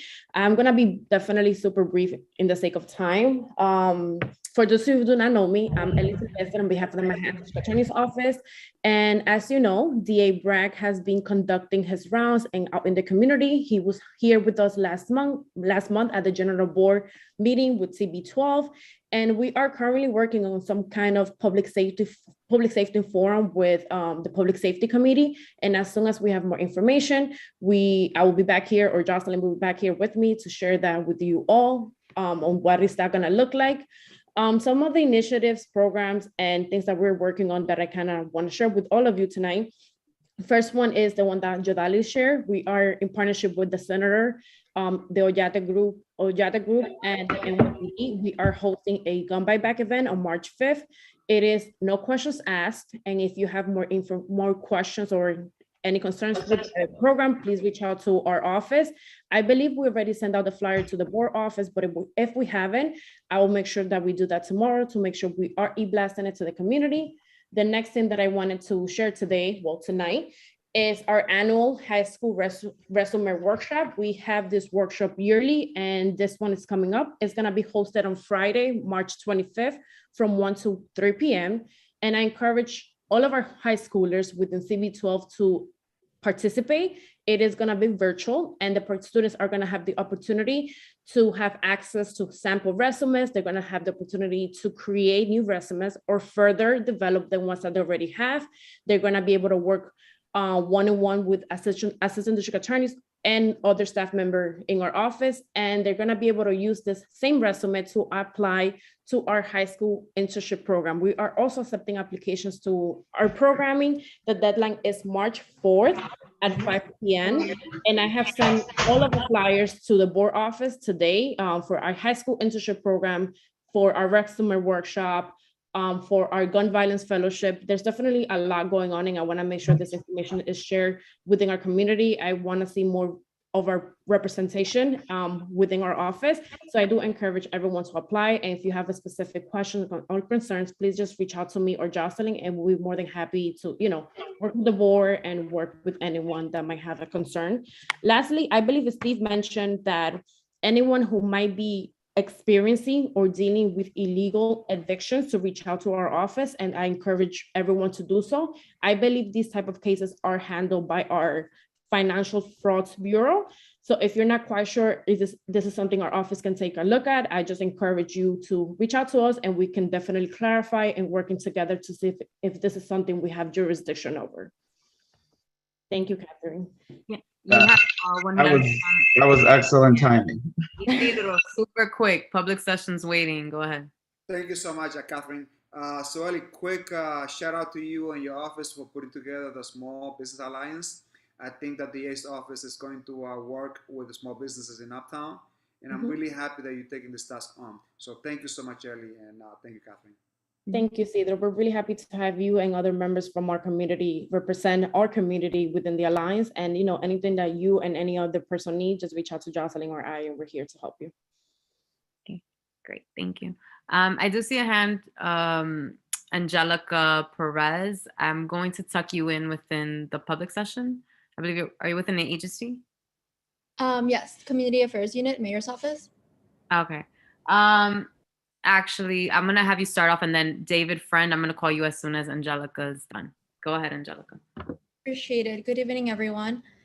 Just briefly, we'll touch upon 3 points. First, I just wanted to talk about how the city will be supporting a record of 100,000 summer job opportunities for the young people, 14 through 24. 90,000 of those opportunities stemming from the Summer Youth Employment Program, and 10,000 of those opportunities coming from other city programs. This is the largest number of jobs ever made available in the program's 60-year history, so we're very excited about that, especially for the summertime. And as we talked about already here, there's a new subway safety plan, and I'll just briefly touch upon some of the points. So one of the main things this will focus on is basically deploying up to 30 joint response teams that brings together DHS, the Department of Health and Mental Hygiene, NYPD, community-based providers in high-need locations across our city. They will be training NYPD officers in our subway system to enforce MTA and New York City Transit Authority's rules to conduct in a fair and transparent way. This will also expand Behavioral Health Emergency Assistance Response Division called Be Heard. This is a team that will be in up to 6 of the new precincts, more than doubling the precincts covered to 11. And these teams will expand on the already successful pilot of answering nonviolent 911 mental health calls with mental health professionals. And something different about this as well is that this will now be requiring, instead of requesting, everyone to leave the train and the station and the end of the line. And some of the agencies involved, as mentioned, are DSS, DHS, and HRA. And last but not least, as you know, the mayor met with the president a few days ago. And shortly after that, the White House and the U.S. Department of Justice announced a set of important new actions to stem the flow of firearms used to commit violence and support local law enforcement partners' efforts to combat gun violence. And this basically means that they will partner to crack down on the iron pipeline, So the illegal flow of guns sold in the South, transported up the East Coast, and found at crime scenes in New York City and elsewhere, and other firearms trafficking by adding personnel and other resources to multi-jurisdictional task forces targeting interstate firearms trafficking. So as you all know, this is an ongoing effort, and I'll be happy to share more points with you all. I can drop off. Is the chat? It's open? not, but if you forward it to Ebenezer and our board office, we can disseminate it widely. Okay, I'll do that. That's it for me. Thank you.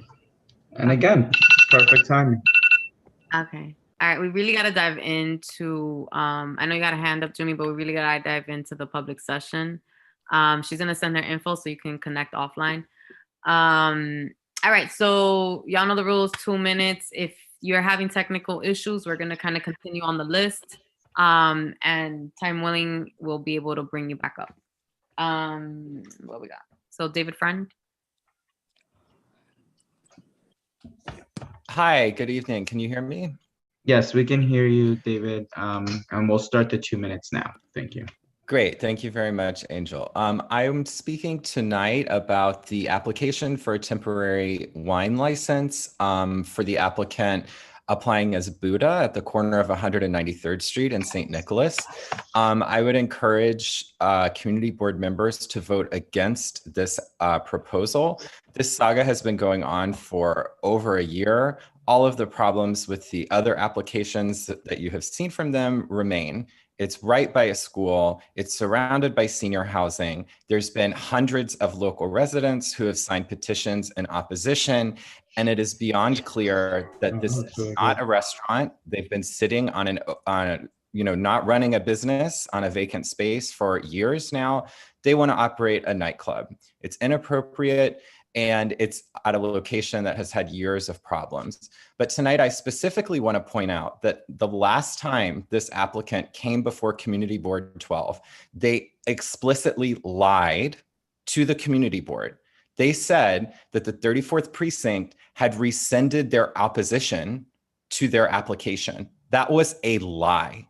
And before you voted on their last application for a liquor license, which is now going before the SLA, they lied to you directly. And I would like to point out as well that the chair of the licensing committee encouraged members to trust the applicant when they were lying to you. It has since been made clear that the 34th precinct continues to oppose this applicant. Now, regardless of how you feel about whether or not the precinct should weigh heavily in decisions about approving licenses, you should not trust an applicant who lied to your face. They lied to your face, okay, about what a public agency said, the police, okay? So any stipulations they put forward cannot be trusted. David, Yes. we're at Thank time. you for Thank you. David, next up is Tad Gallagher. You can unmute. Tad Gallagher, are you here? Going once, going twice. All right, we're coming back. Next up is Louis Bailey from We Act. Followed by him, just in case, we have Rob. I'm sorry. Yes, I'm here. Sorry. I beg your pardon. All right, so that's Ted, right? Yes, we have it's Ted Gallagher. Cool. Go ahead. All right, Ted, I'm starting your 2 minutes now. Thank you. I've lived on Henshaw Street for 40 years. I moved here in 1982.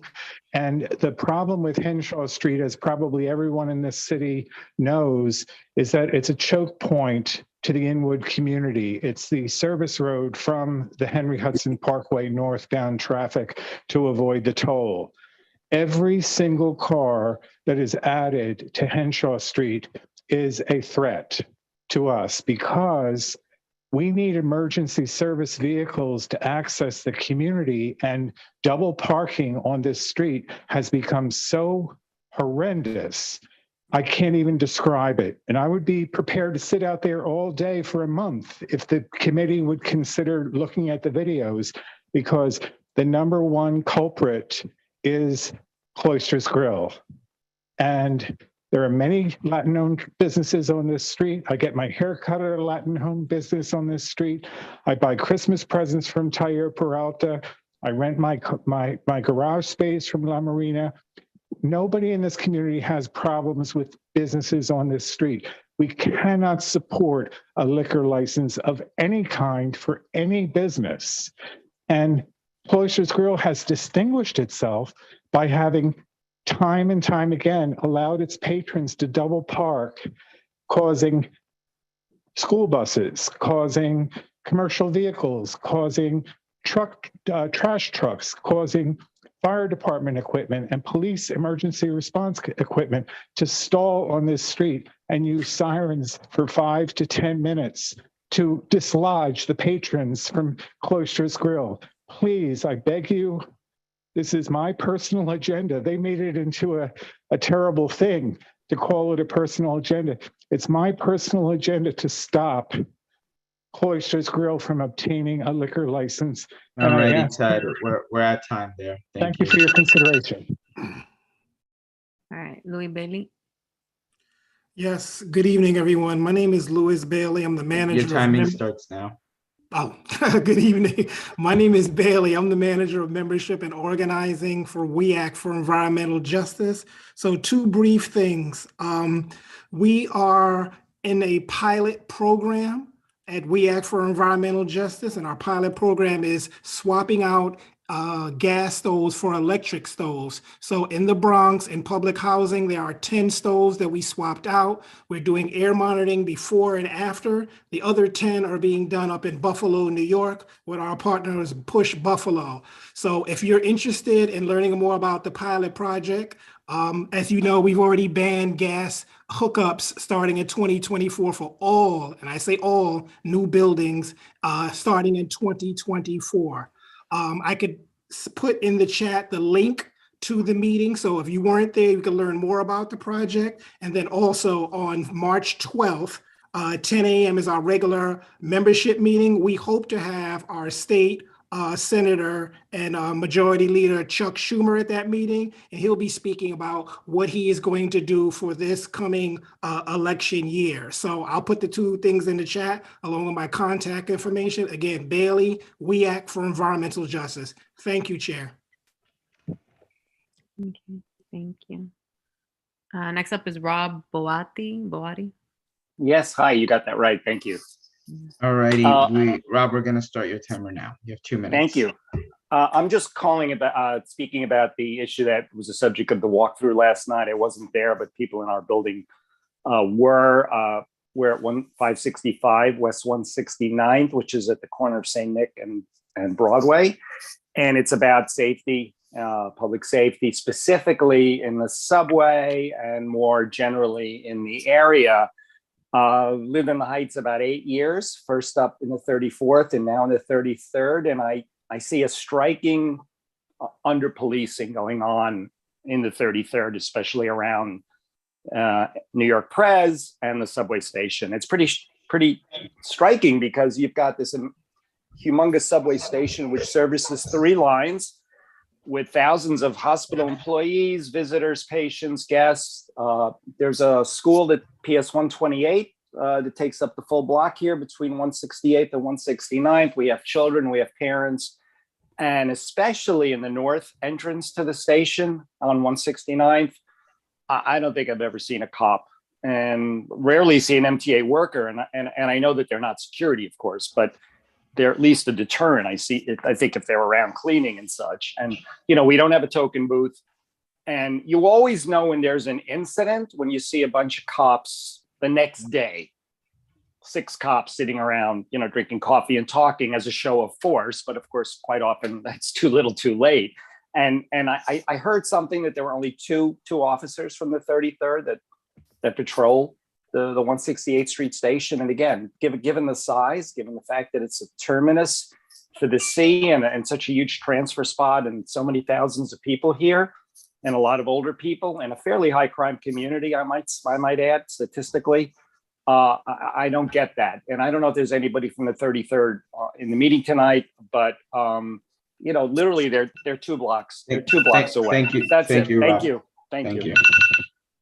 Okay, Great, thank you. Next up is, and I know you posed a question. That's something that we do have a committee for public safety.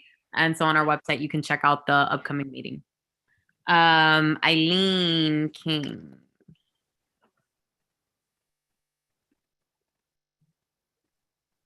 You can unmute, Eileen. There you go. Mute. Eileen, you can unmute now. Sorry, am I unmuted now? Okay, thank you. My name is Eileen King. I'm board president of Inwood Tower. We are a residence for 189 families, and we're directly across the street from the proposed Buddha Bar Corporation restaurant. I'm pleading on behalf of our residents to object to this TRP application of Buddha. Our residents have suffered outrageous noise from motorcycles, motorbikes, souped up cars, street music, blasting car radios without any relief. It's relentless for many hours at night. The donuts. So it is this area that the 34th precinct is telling you over and over again that unequivocally it opposes this establishment because we are a residential area, and everything that's happening here is happening. They talk about traffic, crime, drugs, all in this area, and they're asking that this business not be opened. I also want to address the point of they're talking about there being a sacrifice because they haven't been able to open. They could have opened at any time to be a restaurant, but they chose not to. And you have to ask, what are the financial resources of a corporation that can sustain paying rent for 2 years on a vacant property without any income?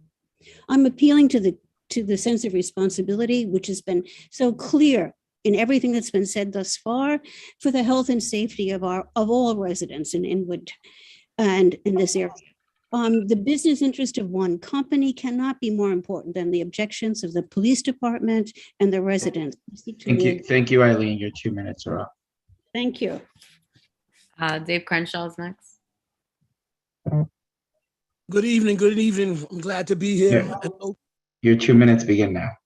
Okay. Good evening, Community Board 12. This is Dave Crenshaw. I'm here as a representative of the Community Precinct Council, the 3-3 precinct. We've heard a lot of talking about the thing that's going on 168th Street. And sometimes we think whenever we do something on 168th Street, it's just to benefit the hospital. But we need to remember that there's a lot of folks that work in the hospital that's from the community. There's a lot of folks that use the hospital from the community. And if 168th Street is not taken care of, it affects them also. I do not believe we need to overrun the station with the wrong type of police officers. I do believe we need more response teams working hand in hand with the 33rd precinct. And this doesn't just come from me. One group that we failed to mention is there's one high school, 3 junior high schools, and several elementary schools that use this train station. And teachers have talked to me about being worried walking back and forth. Teachers have complained to me that it's hard enough dealing with situations in a school when you got to be worried about what's going on right outside the school.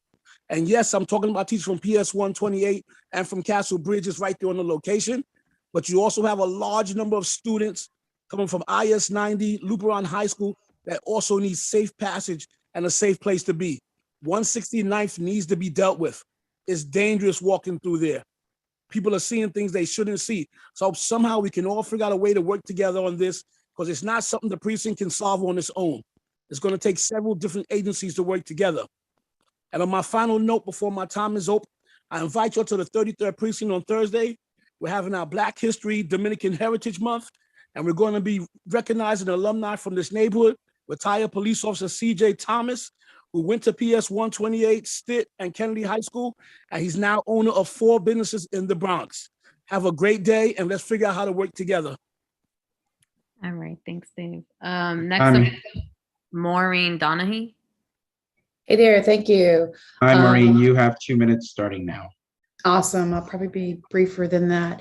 I just want to echo what the last speaker said, as well as what Rob said. I live in the neighborhood, 169 and Broadway. I did join the walkabout last night at the subway station, which I appreciate how quickly that was put together by a number of the electeds to take a look at what the station looks like. I know Ms. De La Rosa had mentioned we need to do another one with multiple agencies being represented to talk about what we can do in the near term. It's the violence this weekend is very disconcerting, but it's not new. We've all been concerned about the lack of any oversight or supervision at the exits on 169th Street, but also the scaffolding on 168. I know we all feel, I know it's not feel, the violence in the city is unnerving and alarming a lot of us. I look forward to there being the next walkabout with the multiple agencies being represented to really talk to what can be done in the near term, as well as what's going to be longer term, because I do know it's not just a crime issue, it's also a mental health issue. And my heart breaks for the people that are living on the lower level at the #1 station. But it really is, it's becoming a bit untenable for all of us. So I appreciate the attention that a number of the electeds and the representatives talked about tonight, and look forward to the next steps coming through. Thank you, Maureen. Thank you. Maria Lizardo, are you around? She sure is. All Hi, right, Maureen. Maria, go ahead. Your Good 2 minutes evening. begin now. Good evening. I'm Maria Lizardo, the Executive Director at NMEC, and for the last 23 years, I have been very active in taking the train station. Particularly in 2021, I would get off on 168th Street because 181st Street was closed. So I am one of those people who's not a hospital employee who uses that train station. And I became increasingly alarmed around the safety issues, around seeing homeless folks early in the morning and way into the evening during rush hours, using the station as their home. And it's actually sad that in New York City, that's what's happening. I was also concerned about the scaffolding at the top of the train station. At night, it was very dim and dark. And although there was a NYP staff person there sort of patrolling the area, it is not enough. So my ask is that we really look at this issue holistically.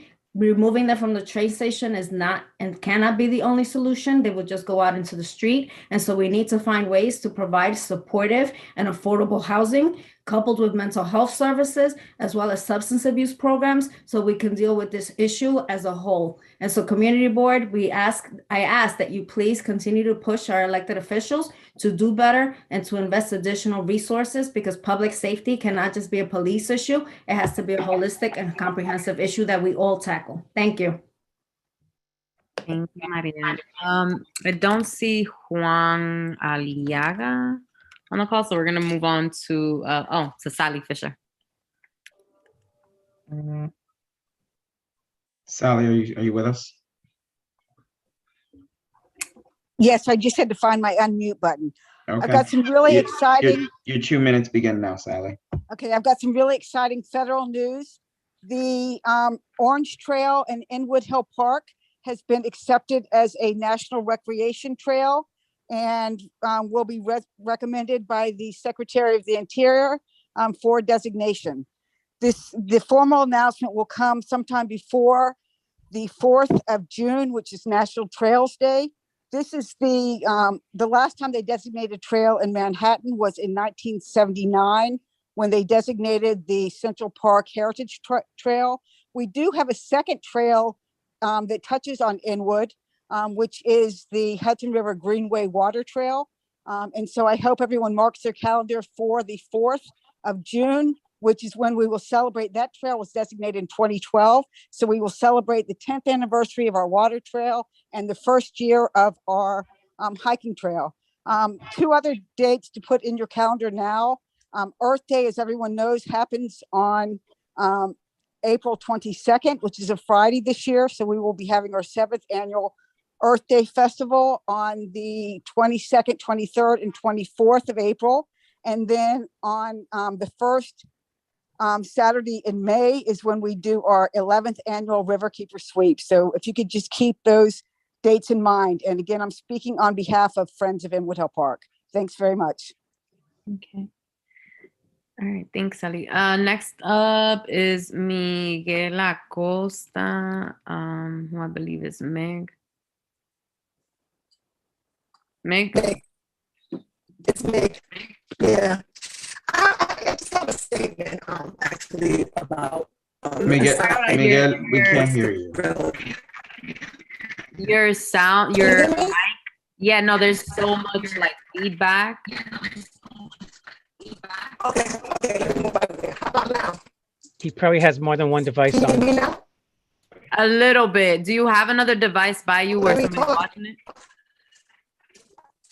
Yeah, hold on. All right. While you, I'm gonna take it off the speaker.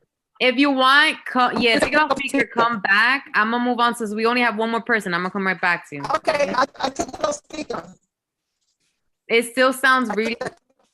We'll come back to you, Miguel. We're gonna come back to you because it's still breaking up a lot. See if you leave and come back, and I got you. All right, Julio, your turn. Oh, thank you, Catherine. Appreciate Your it. 2 minutes start now, Julio. Hi, how's it going? Great. Julio Batista, New York Presbyterian. I would like to sort of continue the focus on West 168th Street.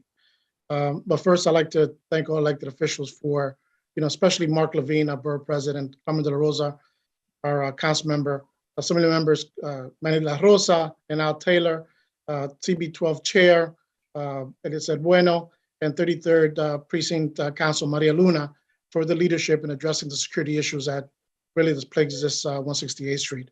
Again, our community continues to feel under assault. For the past week, this past week on Saturday, we had another incident where a young man was stabbed.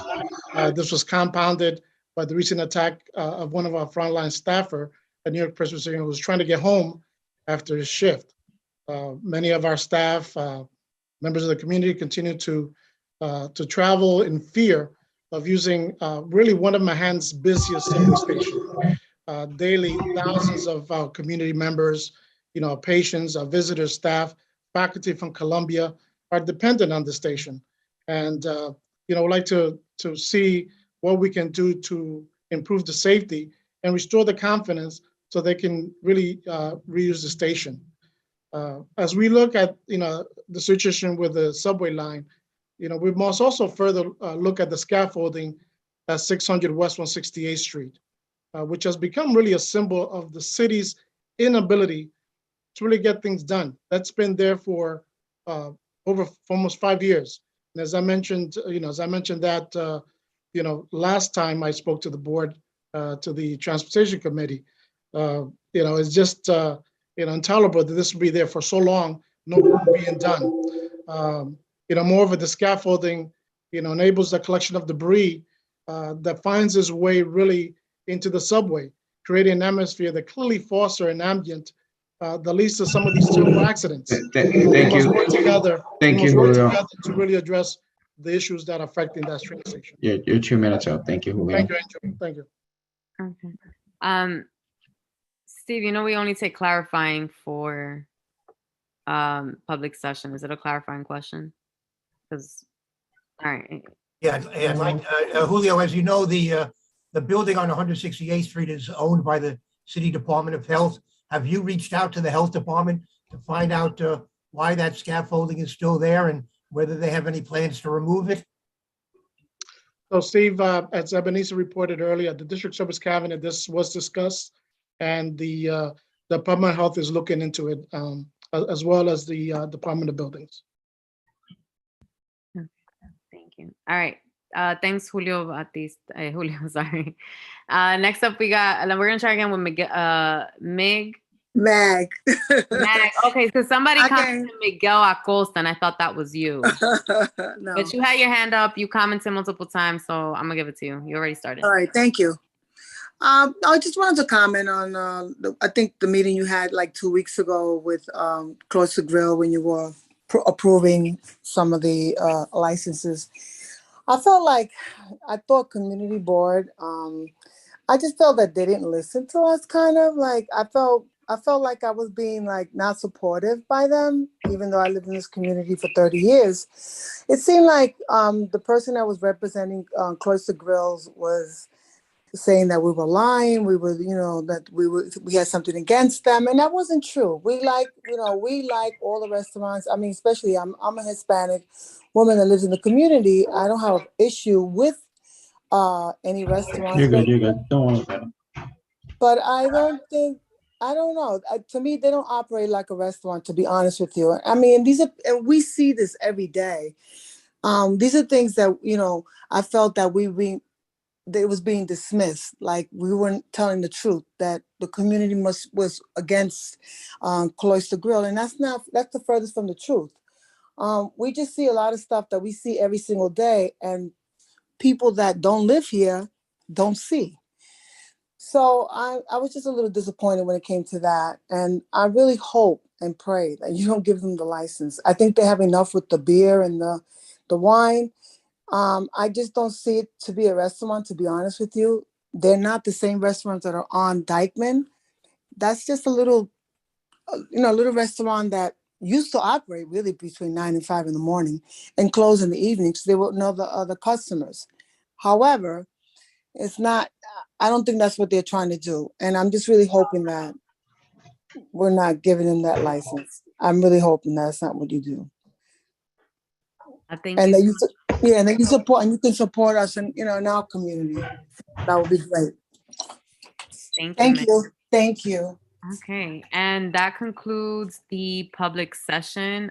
Thank you, everyone. We're going to move on to our committee resolutions, and we will begin with Wayne from Land Use. Thank you so much. So there is one resolution from Land Use. I also refer everyone to the minutes of the committee meeting.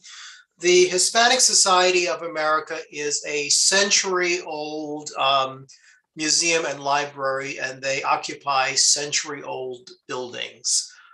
So they came before the community board in 2019 to present a strategic plan to upgrade those buildings. We supported that, and they began work on the buildings. Currently, their main building is nearing completion, and when it opens, the Soroya Gallery, which was renovated, I think 2016, will also be open to the public. So this phase of work relates to work on the East Building, which used to be the American Museum of the Museum of the American Indian. So there are 3 asks, and since the museum is located in the Audubon Terrace Historic District, everything they do is subject to LPC review. So there are temporary accessibility work, and when we say temporary, we're going to be in place for 5 to 10 years, because this is not a simple project. There is an existing ramp, a metal ramp that was installed when the East Building's gallery opened last June. That will remain. There will be a wheelchair lift added to take you from the lower terrace level to the upper terrace level, and there'll be a temporary metal ramp and wheelchair lift to get you into the main building, which currently has stairs. The East Building is currently used for storage, except for the new gallery. It has no ventilation to speak of. So to bring the interior up to museum standards, they're going to remove 2 old pieces of mechanical equipment on the roof and add new ventilation and cooling equipment, some of which will be partially visible from the street, but the existing equipment is also partially visible from the street, but it's being placed so that the equipment with the lowest profile is closest to the edge, and the equipment that's tallest is more towards the middle. Additionally, there's a new elevator that will be installed. The current elevator is rather small. That elevator will both meet ADA standards and be large enough to accommodate works of art. And then finally, as I mentioned, the institution is a century old, but many people think of it as some kind of a private institution. It is in fact a free museum and library, and it's been that way since it was founded over 100 years ago. So they're going to add some banners to the facade on 155th Broadway, and then on the terrace side with the name, the Hispanic Museum and Library, and they're using Hispanic Museum and Library as opposed to their official name, which is the Hispanic Society of America, because the official legal name makes it sound too much like a private club. And there will also be signage which will be affixed to the fence saying the Hispanic Museum and Library. And those are the 3 asks. The Land Use Committee supported that as we and the board supported their prior request. And there's one friendly amendment from Liz. If you look at the resolution, the very last whereas, what it says that HM&L is to be commended for its continued commitment to engaging the local community.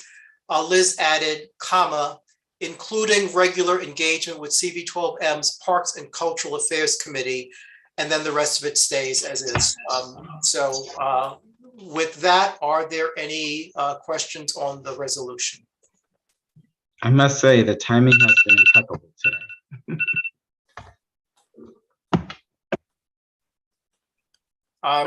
Hearing and seeing none, Catherine, I turn it back to you. All right, thank you, Wayne. Next up is Isidro. Thank you so much, Madam Chair. So we had 16 licenses to report, and before I go to details, I must report to you that the reason why you have not seen any license requests for outside dining, like enclosed and unenclosed sidewalk cafes, is because they have been in pause. But moving forward in 2023, DOT will be taking over from Consumer Affairs. Consumer Affairs used to have jurisdiction, but now will be under DOT. Having said that, DOT would now, as you probably know, had a hearing about outside dining. This matter will go into a vote hopefully soon. Once it's voted on, if it's voted on, then DOT. I'm sorry, Isidro, I'm having trouble hearing you. Are you too far away from the mic, maybe? I'm getting close to the mic as we speak. Is that better? Yes, thank you. Apologize for that. So DOT will be taking over from Consumer Affairs. There will be rounds to do community engagement and making sure that community boards are properly engaged. I asked the Commission of DOT to make sure that Community Board 12 receives proper knowledge and proper education as to how we're going to move forward with a new application, new requirements. This is going to take effect again in 2023, and we hope that we'll have a better understanding as to what are the requirements for outside dining. Now, going back into committee report, I will tell you that please note that agenda number 12 and 13 has been projected as objections. They are not objections. These resolutions were passed and approved by committee, so they are not rejections, and thank you also for the reminder. So please make a note of that. Number 12 and 13 have been no objections. Also 11, no? Also to 11, yes. Thank you so much, Steve. And also note that you're not voting on agenda item number 12 and 14 as they have been withdrawn either before the meeting or at the committee level.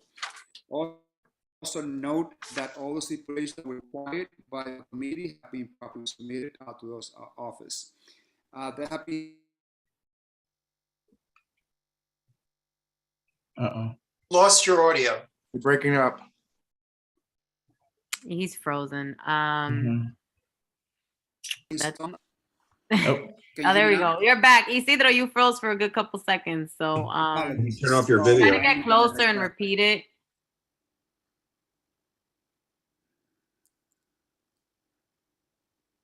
And you can you hear me?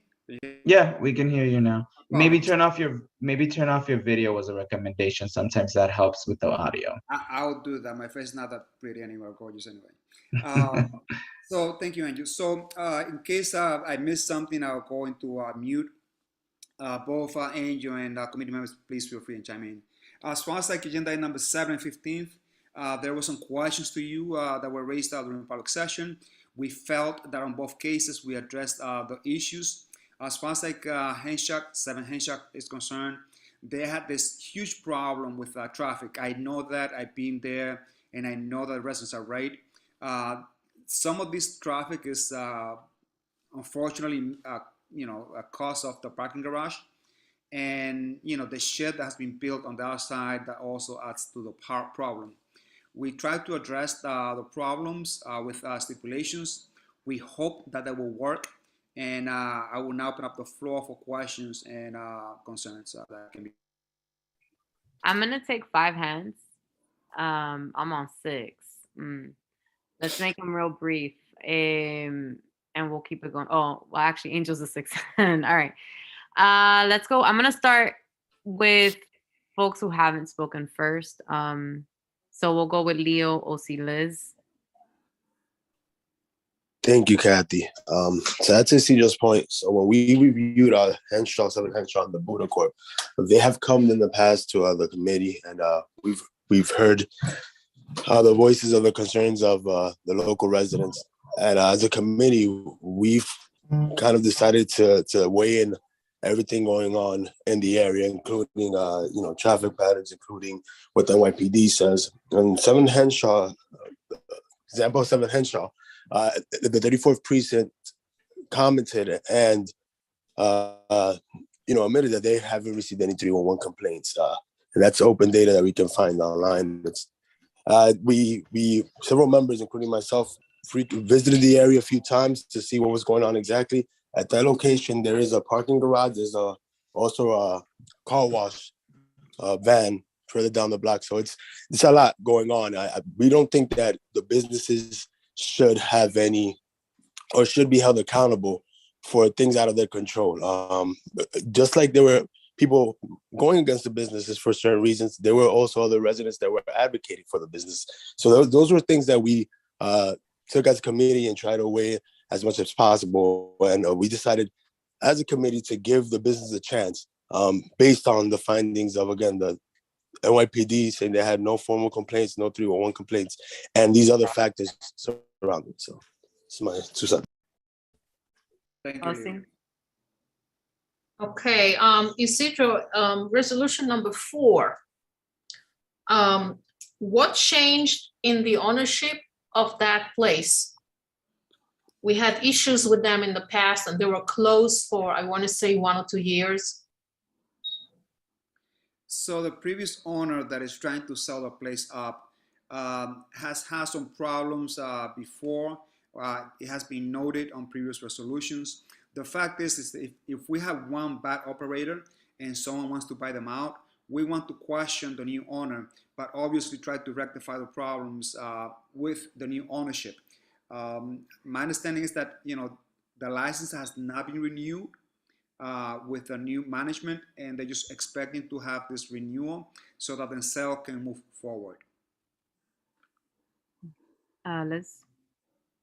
Yeah, 2 things. One, I live across the street from the Cloisters Grill. They're a great restaurant. They have terrific food with excellent service. But there is a real problem with the creation of traffic from people double parking to pick up their to-go orders. I do want to say that in the last 2 weeks, things have gotten much better, clearly because of the sign that there used to be a little sign that says no double parking, and now it's so big that I can literally stick my head out the window and read it clearly. And the double parking has gotten much better. It's still a problem. It's still a big problem. Yesterday alone, there were 4 separate episodes of people double parking. This is in addition to, there are some real issues with the car wash around the corner, but I am sticking my head out the window and watching people come out of the restaurant with their to-go bags. So I do not want to blame anything on the restaurant that isn't the restaurant's fault, but there's definitely a traffic issue with that place. So I have mad respect for them, but I'm going to abstain on this, and I encourage other people to do that as well. And in terms of Buddha, I really appreciate the work that the committee has done to memorialize in the resolution that it's not an appropriate place for an after hours, for a late night place, and that they really heard the community concerns and the police's concerns about wanting to make sure that it's not a late night place,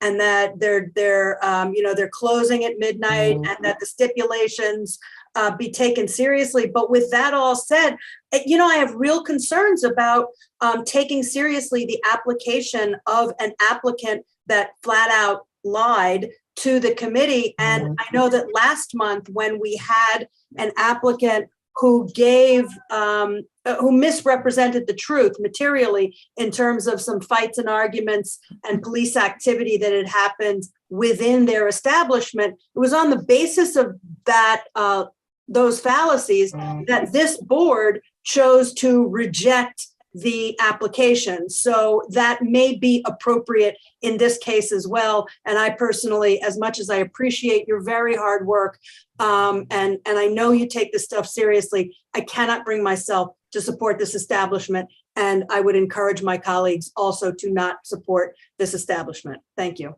And thank you, Lisa. And that's why we noted on the resolution that the applicant came before and was rejected. So that's part of the chronology on how we're going to document things on problematic I appreciate that. establishments. And, you know, this is not going to be forgotten because it's going to be on a chronology so we can recall that, you know, this has been a trouble spot. And we'll check them out as they come back for renewal if they are approved. We have Wayne, Steve, Angel, and we're closed there. So Isidro, just very quickly, in the agenda, items 11, 12, and 13 are cited to be objections. Are all three actually no objection? Correct, Wayne. Thank you. That's it for me. Go ahead, Angel. I go, Catherine? Yeah.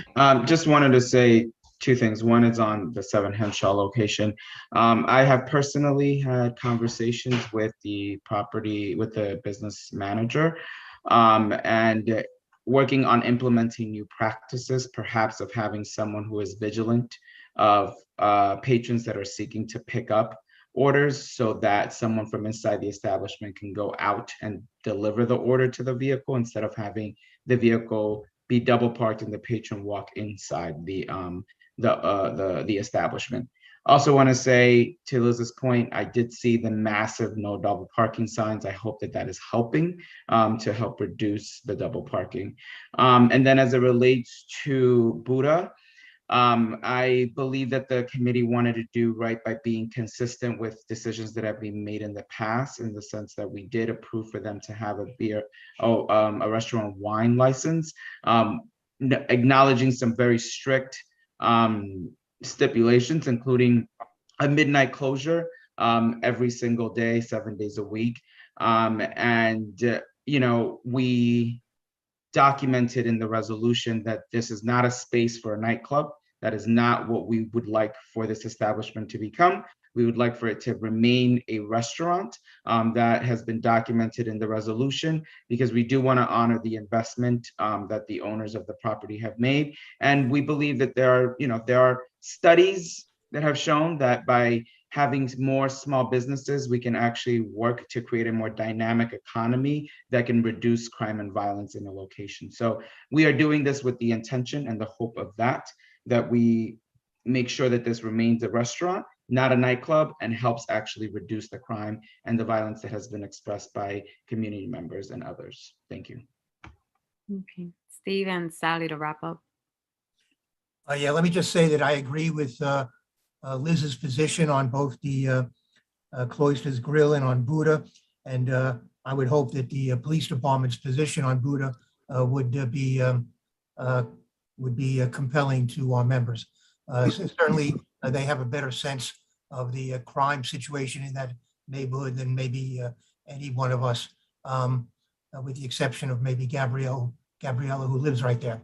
But I have two questions. Number one, Isidro, I think there were at least 4 resolutions here where you have stipulations saying that the operators had to come to us with proof of purchase of a sound limiter by February the 18th. Did that happen in all 4 cases? Yes, they have, Steve. Okay, my other question now is I'm confused when I read the minutes about the hours that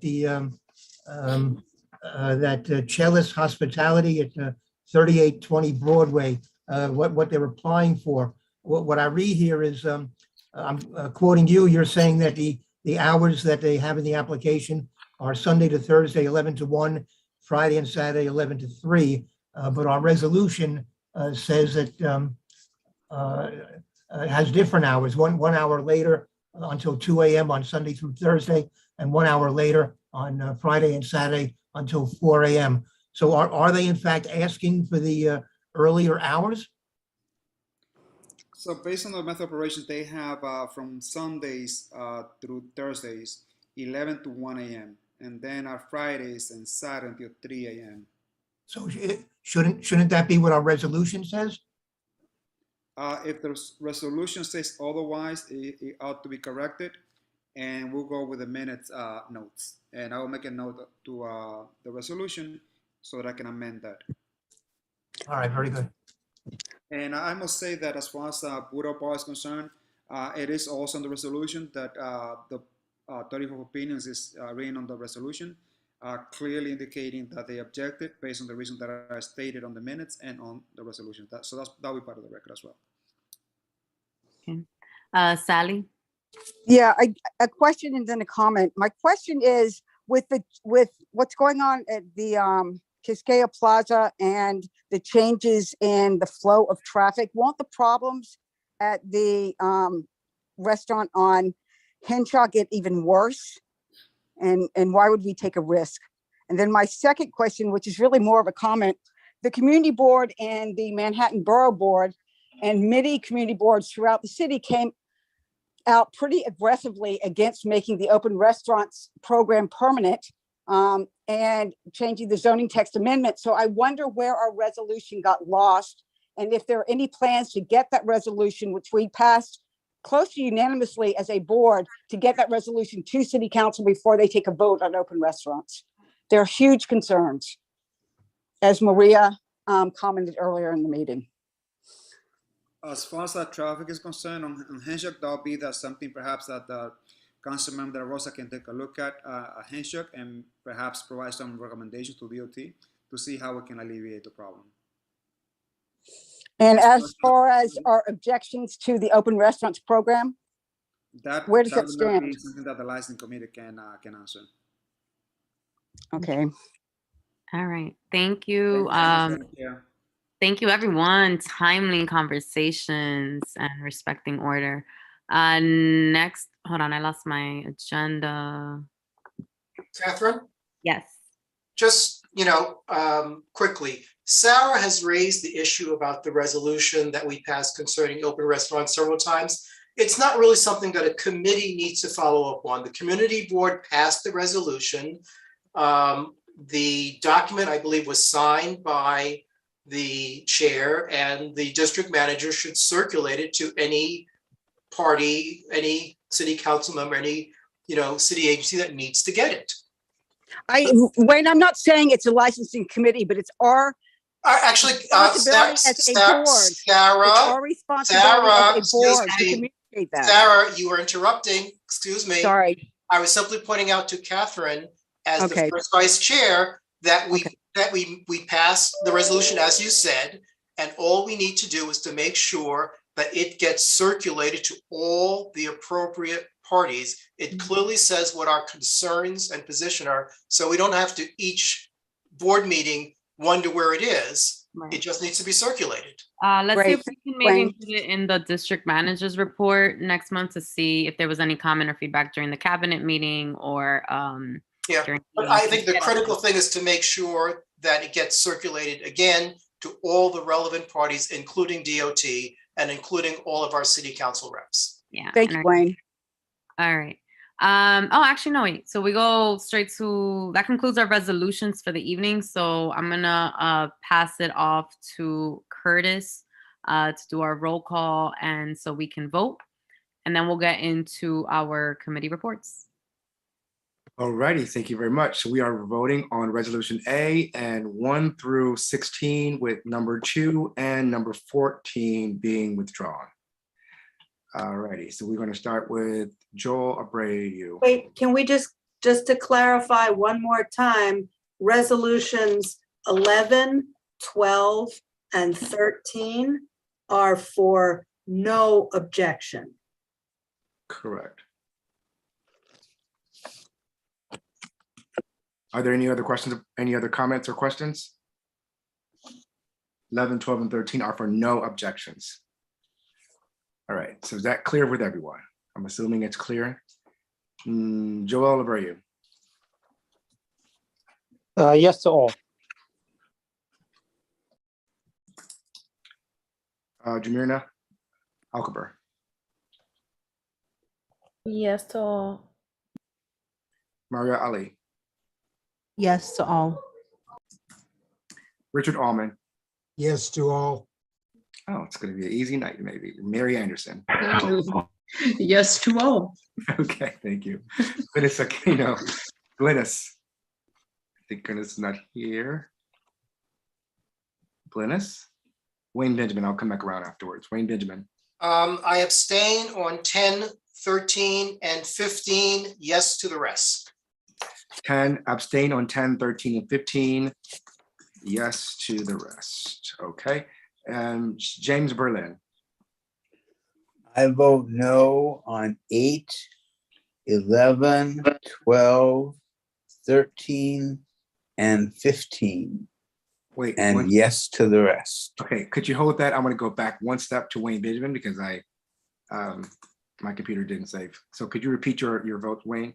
I abstain on 10, 13, and 15. Yes to the rest. Okay, perfect. Okay, now Mr. Berlin.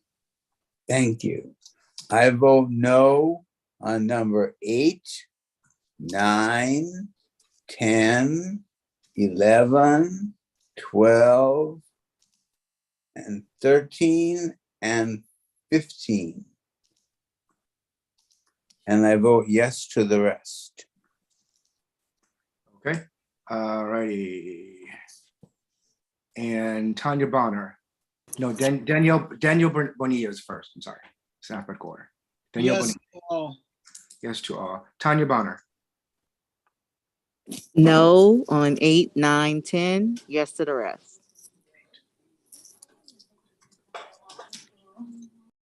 Okay. Mr. Chairman, I'll come back around to you. Daryl Cochran. Abstain on 8. Yes to the rest. Okay. Nobles Crawford. Can you come back to me, Curtis? Yes, Thanks. sir. Robin Cruz. Robin Cruz. Yes to all. Yes to all. Okay. Waldese Cruz. Oh, Curtis? Yes. This is Tanya. Can I change my vote when you can come back around to me, but I just need to, can I do it now or? Yep, do it now.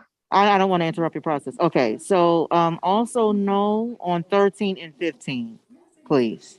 Yes, gotcha. No, Thank you. All right. Thank you much. All right. Well, Waldese Cruz. He's not here. Not here. Catherine Diaz. Yes to all. Yes to all. Domingo Estevez. Yes to all. Yes to all. Gabriela Estrella. No to 13, no to 15, and yes to the rest. All righty. Ashley Fernandez wasn't present earlier. Are you here now, Ashley Fernandez? No. No. Okay. Sarah Fisher. Sally. Sally, are you there? Yes, you're gonna have to get back to me, please. Okay, no problem. Faith Loriman. Yes to all. Barbara Frazier. No on 8, no on 11, no on 13, yes to the rest. Okay. Samari Hernandez. Yes to all. Miriam James. Or earlier. Miriam James. She's not here anymore. Okay, cool. Okay. Danielle Dechu wasn't present earlier. Leo Jimenez. Yes to all. Yes to all. Thank you, Curtis. Thank you, sir. Joseph Kalinsky wasn't present earlier. O.C. Kaminer. No to 8, 9, 13, 15, yes to the rest. Okay. Michelle Lee. I am no to 13 and 15 and yes to the rest. Thank you, Curtis. Thank you. Thank you, the rest. Francisco Lopez. Mr. Not Lopez. Okay. Elizabeth Loris Ritter. I vote yes to all except no to 8, no to Oh. Okay, I'm wait a minute. sorry, is there something going on? No, you're supposed to register your no's first, please. Oh, my bad. No to 8, Uh-huh. no to 15, abstain on 13, not voting on number 3 due to conflict. I recently approached them for a donation to a fundraiser, and it just seems wrong if I vote on their application. And yes to the rest. Thank you very much. Curtis, it's Barbara. Okay. I've made a mistake. I also want to vote no on 15. All right, 1 second. Barbara Fraser. Let me come back. Okay, let me come back around because it's going to throw off my mind if I. do it Okay, right. sorry, Oh, my no bad. problem. I'll come back around right there. All right, Maria Luna.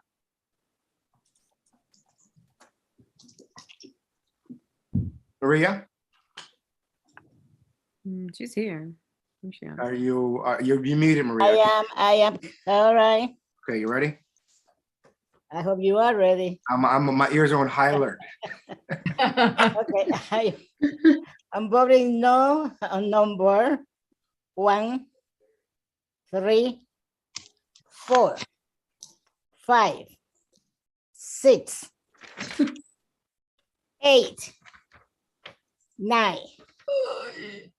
A big no to number 10, 13, 15, and 16. Okay, this is a perfect example of breaking the rules to say, and maybe it would have been easier to register. I your vote addresses. my conscience, I vote my community, I put my community first. I've Okay, heard of businesses that only cater to few and 3 employees. thank you so much, Maria. Emily Marte. Can you come back around to me? Yes, I most certainly will. Emily, do you need any assistance with anything? Emily? I think y'all said no objection for 11, 12, 13, right? Well, Those were the edits. Yeah, yes. that were- Yes, those were changed to no objection. yes, they were. Do you understand? Do you understand what that means, Emily? Yes. Okay. I'll come back around to you. Yes, please. Okay. Cindy Matos. Cindy? All right. Jay Mazer. No to 4, 8 through 13 inclusive, 15 and 16. Okay. Yes, to whatever is left. Yes, to rest. So, no, I'm gonna repeat that. No to 4, no to 8 through 13, no to 15, 16, and yes to the rest. Is that accurate? Yes. Okay, perfect. Isidro Medina. Can vote on agenda item number 11 because they're part of the bid, and I'm the executive director of the bid. Because of conflict, I cannot vote on that. Yes to the rest. So no, due to conflict, you're not voting. Due to conflict on the number 11, yes to the rest. Is that correct? Okay, perfect. Thank you so much. Debbie Nabavian. Nope. No, Debbie. Jonathan Nunez Frometa. I vote yes to all. Yes to all. Okay. Aisha Ogilvy. Not here. Not here. Wendy Pena was not here earlier. Wendy, are you there now? No. That's Phoenix. No. Bruce Robertson. No, 13, 15, yes to the rest.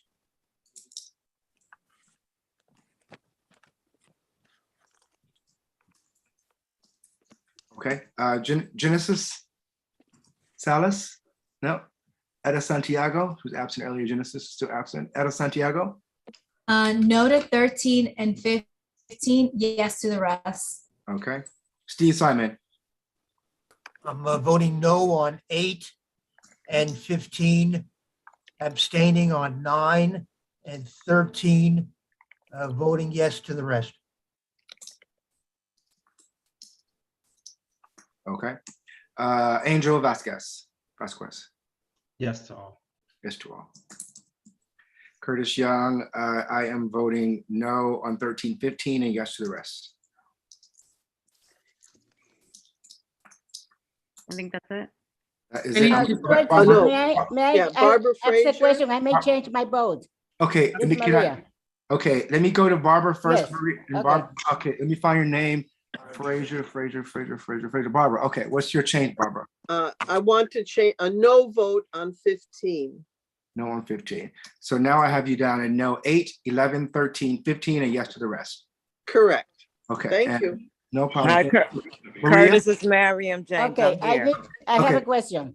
I have a change Of too. the resolution, Hold on, can Okay, folks guys, just put guys. their hand up and I'll help Curtis out in recognizing. So if you got changes, put your hands up. And then I guess Miriam, and I know Emily still has to come back around too. So Thank you. Your Maria? okay, the resolution number 11, 12, and 13. According to what I have here, it says resolution of objection. Is that remains the way or that was changed? That was changed. They were 11. changed to no objection? Correct. Okay, so then I have to change my vote. Okay. I am voting then no on 11, 12, and 13. Okay. So that I'm adding 11. You were already voting no on 13. On 13, right. So you want to add 11? Well, And- now you said the 13 is a no objection, right? So you want to, right, exactly. Okay, I'm voting against all those criminals. Okay.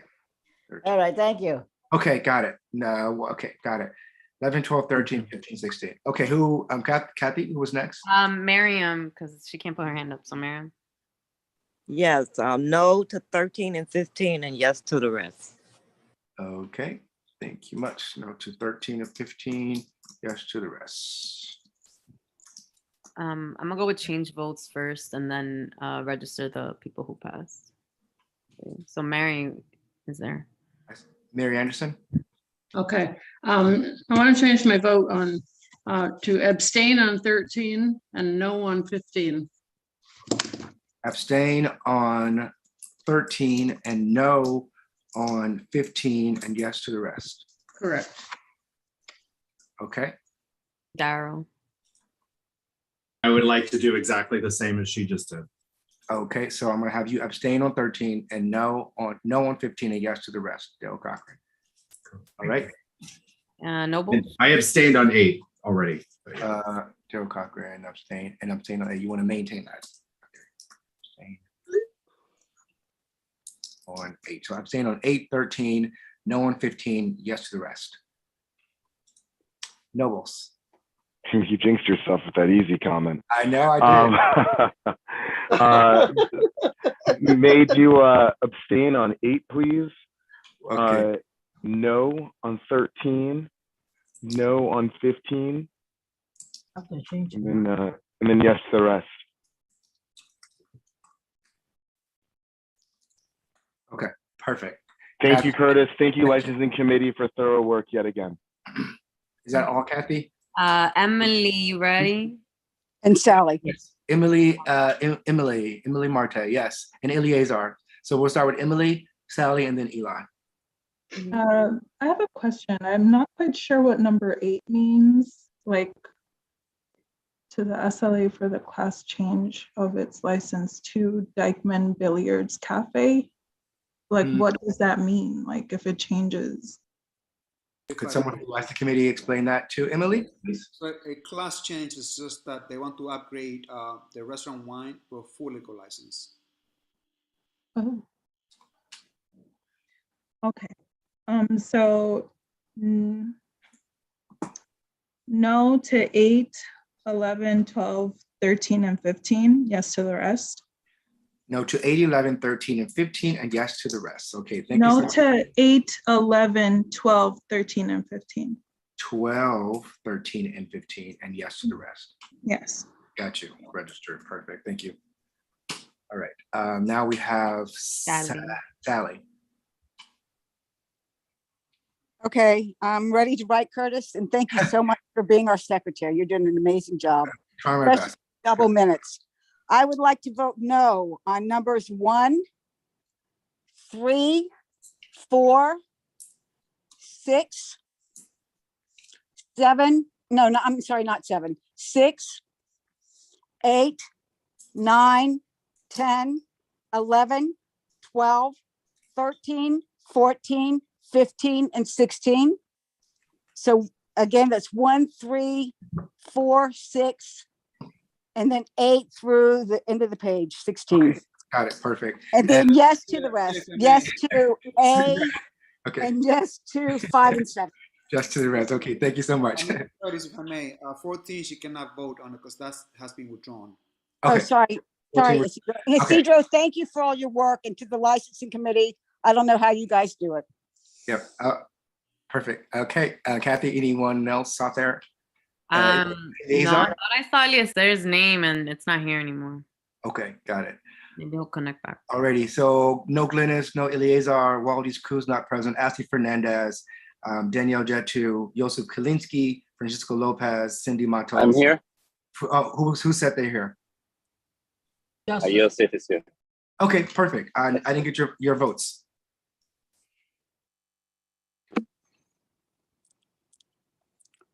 Are you voting? Joseph, you're muted. Yeah, sorry. Yeah, yes to the recommendations. Is that yes to all? Yes, please. Okay, perfect. Thank you.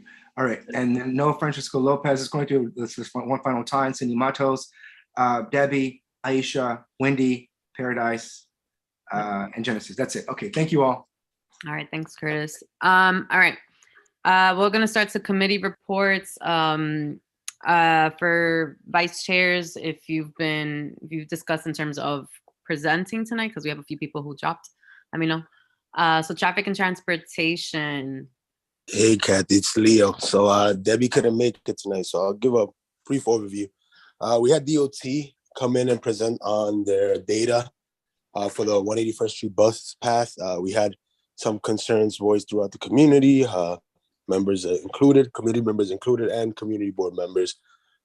So DOT will go back and continue to assess data and implement based on our recommendations, concerns, and they most likely will come back April, May. It seems to be a continuous thing as they review data and they check traffic patterns, how it impacts certain businesses. So yeah, it's I would refer to the minutes in there. Then we had MTA come in and present on a few of the projects coming on. It's the new liaison introduced herself. She just came into her position in September, so she's still catching up, and we'll be working with her closely to get these updates on the project. The bigger one is right here on Dykeman. They're adding an elevator for accessibility going southbound, on the southbound side of the platform. And then lastly, to echo the concerns early in the meeting, people had concerns about the scaffolding on 168. It's a huge public safety issue. Myself and Debbie are going to be working with Domingo, the Public Safety Committee, to see what we can do to help mitigate and hopefully come up with a resolution to introduce to the board, just to kind of speed this process and back up our local representatives. So I would refer to the minutes for mostly. Cool. Thank you, Leo. So for business development, Francisco's not here, so I believe we can refer to the minutes. Parks and cultural affairs, Liz. Thank you so much. At our last meeting, I would encourage you to read the minutes. We had a particularly robust conversation with our new councilwoman, Carmen De La Rosa. We talked a lot about her vision for parks and what her funding priorities were. It was a really helpful conversation. And, you know, she really gave us a lot of time. There was a lot of public engagement. So I encourage you to read the minutes on that. Our next meeting, we are going to be hearing, we hope to be hearing a brief presentation and update from Fernando Ortiz of EDC on the Immigrant Research and Performing Arts Center.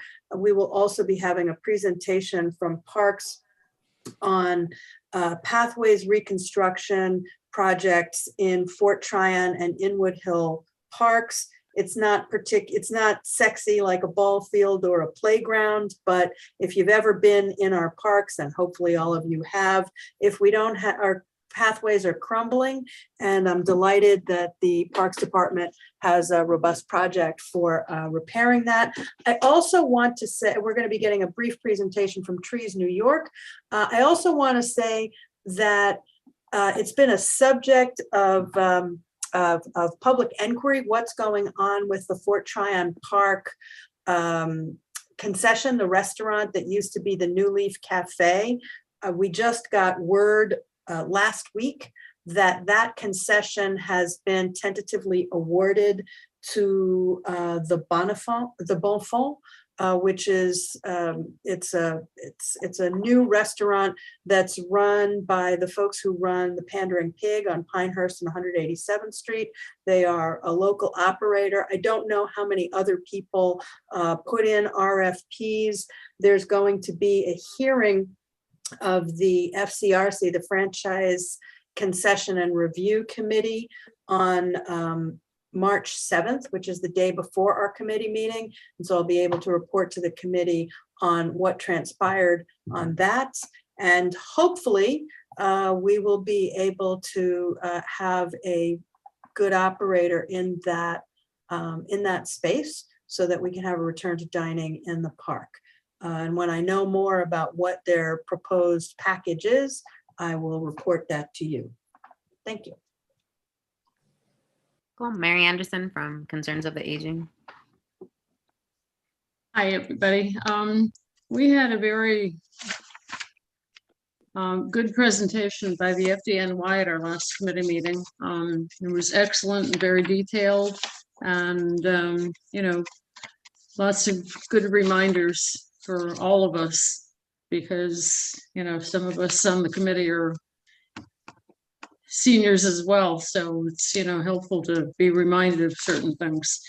There was also a report from seniors, we, you know, get reports from senior centers, and there was a frightening report, which I actually, I don't know why, but forgot to mention at the executive committee meeting, that some seniors are stashing weapons in their belongings for protection and going into the senior centers with these things.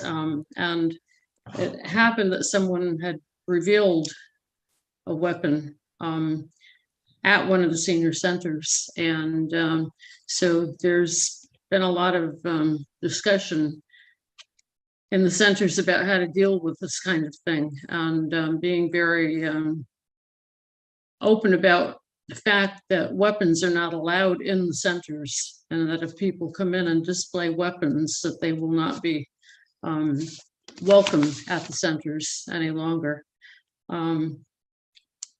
So seniors are frightened out there. There's a lot of crime, a lot of, you know, things going on, and they're scared. So, you know, that's an issue that, you know, will be being discussed further at the centers, and you know, hopefully no one will get injured in the process, but it, you know, it speaks to, you know, what's happening in the world, you know, and certainly in the community at this point. Our next meeting is going to be on February 3rd. I'm sorry, March 3rd. Wrong agenda here. Our next meeting is going to be on March 3rd at 10:30 a.m. and we will have a presentation on elder abuse by ADA Catherine Christian. And that's about it. Okay, thanks, Mary. Love to hear more updates, since we tend to think about gun violence as a youth issue and talk about that often here. So that's important. Oh, you have one hand, Maria, and then we're gonna go on to housing. Go ahead, Maria. No, I just want to let you know, I have an announcement at the end of the meeting before we close. Okay, thank Okay, you. we're still in reports, so I got you. Housing, so Daryl. Marielle. Oh, Mario, I'm sorry. All good. But thank you, Daryl. And thanks, Kathy. Hi, everyone. Hope you're all well. Yes, just I guess before I go into the quick report, just a kind reminder to our office staff. I did send the minutes a little bit late, so when they have an opportunity, please do share with the wider board. And also just a correction of the agenda. My name is misspelled, if that could please be corrected. Thank you. Great. So in terms of the Housing and Human Services Committee, we had a really great meeting earlier this month. We continued the conversation on the community resource document. A lot of it stemmed from our perspective, a need to really collate and kind of bring together some of the different resources that exist in our community. And that conversation really centered around one, already kind of updating the current list that exists on our community board website. So there's a need, one, to make it a little bit more, I guess, nimble and a bit more user-friendly rather than a static PDF. And so we'll be working with the office staff to update that document. But another part that came out of that conversation is the need, there really seems to be a very different approach from different community boards in terms of how they collate different community resources. And each community board has their own approach. And so we are working on a resolution that would be presented to you in March, asking the MBPO to lead on an initiative that would really put together all of these resources, somewhat of a website or an app that would allow residents to search for different resources related either to housing, food, crime prevention, so on and so forth. So do stay tuned for that. We also talked a little bit about, we kind of briefly talked about homeless shelters, recognizing that there's a lot of different things coming out of the current administration, including a proposal from Mayor Adams to increase the number of homeless shelters in the city. And kind of what that looks like. The committee obviously did talk about some of the concerns that already exist with the current shelters, and that may not necessarily be the best approach, but how can we then prevent people from even falling into homelessness? And so that conversation then brought it into us as a committee, potentially putting together a resource fair in the spring or early summer, working very closely with several of the other committees in our community board, but as well as with elected officials, and looping in all of the existing resources that are already available instead of reinventing the wheel. That is all from us. And again, you could read the minutes once shared. Thank you. All right, thank you, Mariel. All right, youth and education from Faye. All right, thank you and good evening, everyone. Yes, well, we have the Youth Education Committee has two presentations and one announcement. First presentation that we had in our house, we had the Upper Manhattan Mental Health Center. Representative from that center came to announce their therapeutic preschool program. So they wanted the committee and also the entire committee to be aware of this wonderful program that they are providing, all available, especially to students and families as well. And according to them, these are all specialized, and well-trained professional staff, including psychologists, social workers, nurses, and so forth. And they highly encourage us to share that information with the community. We also have a second presentation from Jazz Power Initiative. So program manager appears to announce that the spring performance workshop will start now in March 24. Registration not open. And they encourage all, folks, young people, to join the program. I believe was from the age of, I think it's from 10 to 17. Yes. And then we have also an announcement from former community board member Al Curlin, who recently wrote a book. It was a wonderful book. Many of us already started reading, but he actually discussed what was the other purpose of the book. But I just want to share that the title of the book is, I believe, is the Soul of Adolescence Aligned with the Heart of Democracy. Folks who are interested and read her book. So just for more detail goes into our minutes. And these are our 2 cents. Thank you very much. Okay, thank you, Faye. All right, on time. Steve, go ahead for health and environment.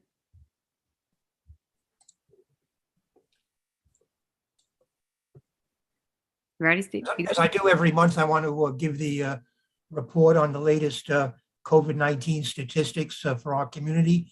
Our positivity rate for the week ending last Saturday positivity rates for each zip code have gone down dramatically from a month ago. The last time we met, the positivity rates were between 17 and 20%, in that range. As of last week, they were all under 2%, 1.39% in the zip code 32, 0.84% in the zip code 33, 1.24% in zip code 40, and 1.08% in zip code 34. There were still 65 cases last week, which brings us up to a total of 46,673 cases since the beginning of the pandemic. So over 1,000 since our meeting a month ago. There were 22 more deaths since our last meeting. So we now have had 908 deaths since the beginning of the pandemic, and 22 more since our last meeting. Our vaccine rates are now are inching up. They're all between 75 and 80% for one dose, 68 to 72% for two doses. Still lagging behind the rest of Manhattan and the rest of the city. Our transmission rate for the last 7 days is considered moderate. A month ago, it was substantial, 42.35 new cases per 100,000 people, significantly under interestingly enough, the rest of the city and all of Manhattan. Since zip code 34 still has the lowest vaccination rates in our community, we've arranged through Assemblymember Taylor's office to have a mobile vaccine and testing van stationed outside the Good Shepherd Church on Broadway and Isham Street, Monday through Saturday at 10 to 4 p.m. Yes, Steve, if you could start wrapping up because that was time. Well, that's really the last thing I want to, I can finish there. The important thing is I would hope that people would help to spread the word. The office is sending out the notice about the vaccine van, and it would be helpful if members could pass the word to people they know who are looking to get vaccinated. This is an opportunity to do so free of charge right in our own community. And we certainly need to encourage people, especially in zip code 34, to go out there and get vaccinated. Thank you. Yeah, thanks. I passed by it on Nagel and there was like one person. So well, that's another one. And boosters. Yeah, that's another one that Health and Hospitals is providing. Ah, okay, okay. But the one that we arranged with Assemblymember Taylor's office is up at Good Shepherd. So there are other possibilities within Inwood. The St. Jude's Church is also providing vaccinations, but I figured putting it on Broadway right in the middle of the community, maybe we would attract people from both sides. Absolutely. All right. Is there any old business? Okay. Hearing none. Any? Yes, there's no. We didn't do the public safety minutes. Oh yeah, sorry. Domingo texted. He had to hop off onto another meeting, and he said to refer to the minutes. Sorry about that. There's quite a few errors and misstatements in public safety minutes. I mean, I can provide edits, but I was there and there are a lot of things that I asked that weren't reflected in the minutes. And also regarding old business, have we scheduled the hearing on Congressman Espiot's designation? I don't know if it's going to be done in land use or where it's going to be done regarding Cascade Heights, similar to what Community Board 9 did. I haven't heard yet. I would have to follow up with Eliezer to see what the response is. I know the last thing was that they were working on figuring out some dates. Okay. So we can follow up with Eliezer, and then please send your recommendations on the minutes of Domingo. Great, thanks. Okay. Maria Luna? Thank you.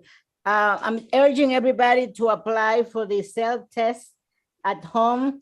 I sent my request a week ago. We just got it today. They send you 2 free tests. They sent me 4. Anyway, I just got it. I just want to make sure that it's available, especially if you know people, seniors that cannot go out and be tested. They are sending this thing immediately. So you can see the batches right here. Also, the Community Council, the 33rd Prison Police Council is celebrating Black History and Dominican Heritage Month on the 24th, this coming Thursday. We're going to do that in person this time, as opposed to Zoom. Everyone is invited with refreshment. You have any complaints about, issues of security in our community, please attend the meeting. The meeting starts at 6:30 at 2207 Amsterdam Avenue, the corner of 170th Street. Please attend. It's important. I hear a lot of people complaining about the police. Why don't they come to our monthly meetings?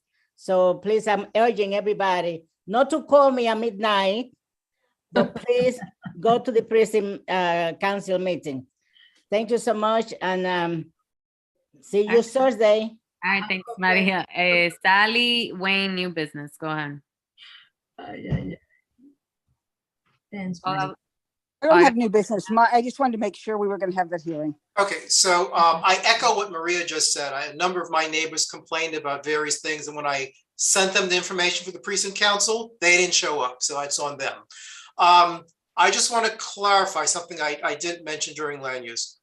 At our March meeting, Dr. Ramona Hernandez from City College will be coming to the committee to provide us with an update on the Dominican Historic District that they originally presented to us, I believe, in October of 2020, which is not the same as the hearing with the Congressman's proposal, which at one point it was suggested that be handled by land use, but then the chair said, he was handling that, with the Congressman and all that. So we're not involved in scheduling that public hearing, but as I pointed out, before the proposal was discussed, the Land Use Committee had a presentation by Dr. Hernandez on the concept of that historic district, and we provided, some input, and the concept, I think, was very well received, and so she's coming back to update us on, that proposal in March. There you go. Awesome. And that's on YouTube if folks aren't, it's recorded on YouTube in case we're not able to make it. Isidro, and I think, yeah. Catherine and Angel, great meeting. Very happy how you run the meeting. Really nice. Thank you so much. Thank you, guys. It is 9:24, and I'm excited to say we're making up for previous month. Before we adjourn, can we just find out from the secretary if there's a vote tally? He may have that, he may not have that. But if he does, I'd love to hear it. I'm doing the numbers now. I would not have that within the next minute. I can email that to the office in about 15 minutes. I want to just verify everything and make sure it's accurate. So. Okay. And or you can stay on, or if you want to stay here and yeah, is it okay if we adjourn but hold the space? That would be great. And that way, we have to stop the which numbers were you particularly interested in? 13 and 15 appeared to be the only ones that were at all close. Okay. I think technically.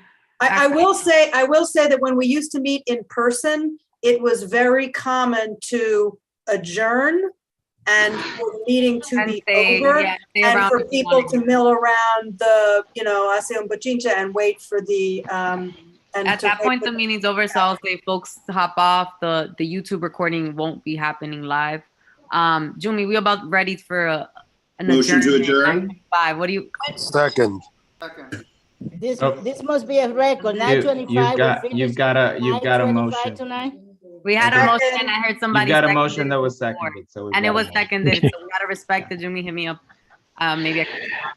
Great job, bye, everyone. Catherine. Everybody, great week. Great job. Yes, wonderful job. Catherine, thank you. Thank you. Good job, Catherine. Take care. Good night, everyone. Good night. I'm gonna stay on. I hope the office, but Me too, Liz. Maybe you could make some meatloaf, Liz. I only have a While few we're more waiting. that I just